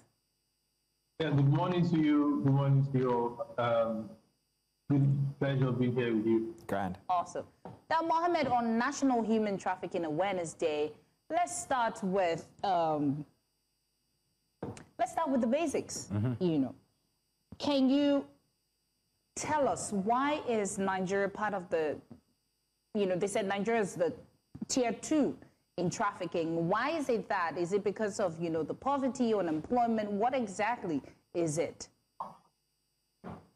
Okay, thank you for the question. You see, the problem is it's multifaceted. Nigeria is not just the source for trafficking; it is also like a medium and also a destination. Okay, so we have traffickers within the system, within the country, you know, pushing people out of the country, exploiting them. We have Nigeria as a passageway for trafficking, you know, and we also have Nigeria being a recipient of trafficked victims, you know. So it makes it very, very challenging because it has to do with migration. And trafficking itself is not just, the migration is not just across borders. Even within the system, you know, from the north to the south, from the east, you know, take Lagos State, for example. They would find out that we have almost all the ethnic groups in Lagos State, and we all know that we have some categories of ethnicity in certain professions. You know, oh, I need a house help. You're not concerned about the age, okay? You know which part of the country that might come from. Oh, you need girls for hookup or commercial sex working. You know which part of the country that is prone to. You need people for hard labor. You know, all those restaurants or probably workplaces that are focused on informal labor. You know, they know where to get all that from. So it's a problem because it's common amongst the elites, and then the elites. Those that are even in the space of leading the country are actually drivers of this trafficking. So it's not just with those that we see in the news as the vices in the system, like the drug traffickers, like the cyber crime individuals, or people involved in actually human trade. We have significant people in the system, even cutting across religious houses, you know, traditional leaders who actually facilitate, you know, this shady business. So, and if you look at the socio-economic climate of the country, taking indices of poverty, taking indices of, you know, the poor parenting system, the pressure, the fear of, the psychological fear from parents who are given back to children they cannot actually manage. You know, at this point, I want to say that there's a TikToker. You know, I don't know if you've heard of the statement, "Wubi must stop." Okay? Wubi must stop is a mix of the Yoruba and English semantics, meaning Wubi, who gives back to, must stop, must nurture. You know, as much as that statement, that coined word has been taken out of context, is just to say that we have to be conscious of how we procreate in the system. The pressure within the family system, it's a community, it's a societal or community problem. But let's start with the family unit. If you are not ready, and I'm speaking to women now, because at the end of the day, the men are the ones actually, you know, donating their sperms all around. If you cannot be there for a child, do not bring that child to life. Oh, okay then. I can tell you for free, on the average. All right, Mohammed. Yes, please. All right, Mohammed, sorry. I just wanted to ask a very interesting question here. I was waiting for you to conclude, but I had to jump in here. You said something about the fact that if you need specific kind of labor, you go to specific places to get these kinds of labor from the people there. It must mean that it's a problem that's entrenched into the society where these people live. You also find that sometimes people, individuals in these societies who are not even victims, actually put themselves in the position to be victimized, because it's normal for them right now in their society to perhaps maybe want to go be a house help someplace, or even be trafficked outside of the country for sex work. So you find them applying themselves even. So I want to look at the constitution of what makes the word trafficking. If one puts themselves in that position to be trafficked willingly, is it still called trafficking? Well, within the confines of the law, it is still trafficking, because if you as an individual, as a child, or as the victim decides to go that route, the problem is we've normalized migration or movement from one location to the other as synonymous to success. Okay? Back in the early 90s to the 2000s, where the visa lottery thing was so high, and we had a lot of Nigerians traveling to European countries like Italy and some Arabian, the Middle East to do chores and all. It was because it was associated with success. So the ignorance of not knowing the whole picture, so you are coerced, you are manipulated due to your current socio-economic situation to believing that, I tell you for free that even some individuals are doing very well in their current location, but by the assumption that if they probably go on that journey, on that pursuit, they'll get better. So for them, they are not aware of their situation. The mindset of going on that journey wasn't for the purpose of being trafficked. It was for success. So if you look at the motive in the confines of the law, that individual is exonerated.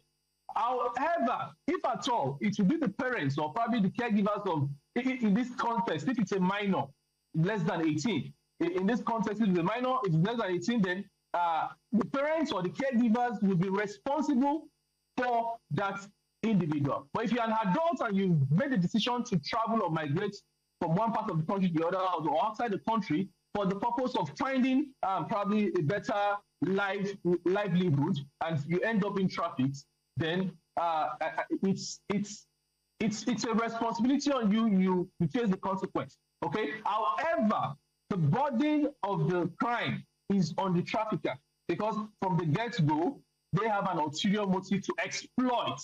And that's against the laws, the human rights laws in the country. So I think it's just that explicit. Specific places. Are you there? Yes, we are. Can you hear me? Okay. I hope you can hear me. Yes, I can. Grant, so if the authorities have the data of where specific kinds of labor come from that has coerced people into putting themselves in harm's way to be trafficked, what are the authorities doing about it? For instance, NAPTIP. What are they doing about immigration from Edo State? We all know the stories that we've heard from that. What are they doing about the specific nature of trafficking or traffickers from Akwa Ibom State? What are they doing about those in the north? We know the specific natures of these areas and what traffickers take advantage of. But what have the authorities done specifically in these areas to be able to forestall people being trafficked? I think so far it's been more of advocacy so far, but the advocacy we even have is more of giving information to the public. The emotionality, the mental health perspective, or the psychosocial perspective. You see, we don't get to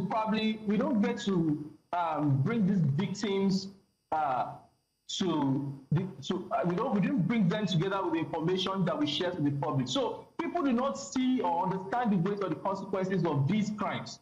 Okay, and then we have poor statistics. That's the truth. We have poor statistics, and like I said earlier, most often times than not, the elites are involved. The power holders are involved even in this crime. So I think we need to strengthen our policies, to actually put more punitive measures on ground. Like, I was happy when I saw in the news last week that Lagos State has banned, those on the streets, those beggars on the streets, and those trying to just, constitute a nuisance without sense of purpose. The mindset of coming to Lagos is a place where you will make money regardless of how the situation is. So a lot of people just come to Lagos without understanding the realities of coming to Lagos. And, you know, when the basic physiological needs are not there, your food, clothing, shelter, you are not in control of those three things, then you would never find psychological safety. And that is what the traffickers use. So the problem is trafficking starts from the psychological pressure, probably from within the home first. You know, the government can, there's little to how the government can, how do I put it, can control, except we have, you know, punitive measures that actually send people to jail, especially high-profile people to jail, and it is actually, you know, publicized. You live on the island, you need a housemate. You need a housemate, rather. You know, you should understand that you shouldn't be looking for a minor by what the law says. And if you are getting a minor, there are conditions for, you know, for you caring for that child within the context of the law. If you cannot fulfill all these conditions, then you are liable to be prosecuted. You know, so I feel the data is not, well, I don't see so much NGO in this space yet. Yeah, the ones that are there are actually have been even politicized because, like I said, it's a very, very, very, the trafficking system is connected to a lot of other significant factors in society, the politics, you know, the economy, you know, the business and all. A lot of factories are actually trafficking also, you know. Right. So when they get labor, you know. You just mentioned, Mohammed, you just mentioned that, you know, trafficking is broad, it's connected to so many things. And now let's talk AI and social media. Traffickers now use social media and messaging apps to lure victims. You know, they even do adverts to make it very inviting for them. How would you say is the best way for us to curb this digital, you know, technology game that they're using? You know, they've found different ways to lure people. And of course, allegedly it's said that, you know, it's poverty and unemployment and insurgency that is leading people into these situations. What do you think NAPTIV and all the NGOs and all the organizations who are trying to fight trafficking, what do you think they can do to curb this situation and find a way to, you know, cut off all these channels through which they're trafficking people from Nigeria? Thank you very much. You see, we are doing more from the remedial or the punitive, from the corrective approach. We need to invest more in prevention, you know, and that has to do with a lot of sensitization, especially in communities and in school systems. I said earlier that even trafficking happens in churches, in mosques, you know, in religious environments. You know, we have some churches, for example, they build homes around those churches, and, you know, people who are stranded or people who are not, that do not belong to that environment would come seeking for shelter, and then they are still exploited in the process, you know. So we need to start holding religious leaders, significant individuals, influencers in the society. We need to start holding them accountable. They need to start speaking. They need to start lending their voice to this campaign. Then we need to start also preparing the minds of our children, of our adolescents, you know, because, you see, once a child's basic need is not met, it starts from the beginning of those formative years. Once a child cannot find safety or a sense of belongingness in an environment, that child is vulnerable, whether it is physically or online. And then because of how it is on social media today, there's little to how we can actually you know, monitor conversations due to how the micro platforms have been, you know. So however, we should start having reporting channels too, like for the cybercrime act now that is active, and we know what lines to call and what direct channels. Even for domestic violence, we have that channel too now. And I assure you also that a lot of domestic violence cases are actually also related to trafficking, but they are underreported. We should start encouraging individuals. You know, we should start having whistleblowers Such that everybody is mentally alert. For online, I think influencers should start talking about this and start promoting it so people are aware, because any video an influencer makes online today actually goes a long way, especially in our local languages. We need to start using our indigenous languages to communicate, because, for example, if you're coming from somewhere in the east or somewhere in the north to Lagos, we need to communicate in those languages for those young chaps to understand that it is not as easy as it is. All right, then, Mohammed. We need preventive measures. We need more education from that angle. Yeah. Well, thank you so much, Mohammed, for joining us. And of course, this is a situation that has been ongoing, and it is not just distant or abstract. It is happening in our homes and communities across Nigeria. And like you said, awareness leads to prevention, and prevention begins with knowledge. So we appreciate you joining us and giving us insight as to how this is happening and the best way to prevent it. Thank you so much for joining. Thank you. You're welcome. Yay! And we have come to the end of Breakfast Extra. It was such a quick weekend. This weekend. I didn't even know that we're in the third hour. I wish it was quicker. Well, in any case, thank you very much, everyone, for joining us since yesterday at 8 o'clock here to see our first monologue and up until our very last session here for Breakfast Extra. We will return again next week, both of us, for another installment. But before that, all through the week, we want you to stay tuned to News Central because, of course, we have Breakfast Central from tomorrow, and the three of Jonathan, Olive, and Agborowa will be joining. But, of course, it's going to be great. And, of course, we're looking forward to the boys at AFCON. Please, let's pray. Bring it back home. We need this. Once Get everything your else that's happening. oil and pray. Baby oil, sorry, crude Anointing. oil, anointing oil. Bye-bye, everybody. Take care.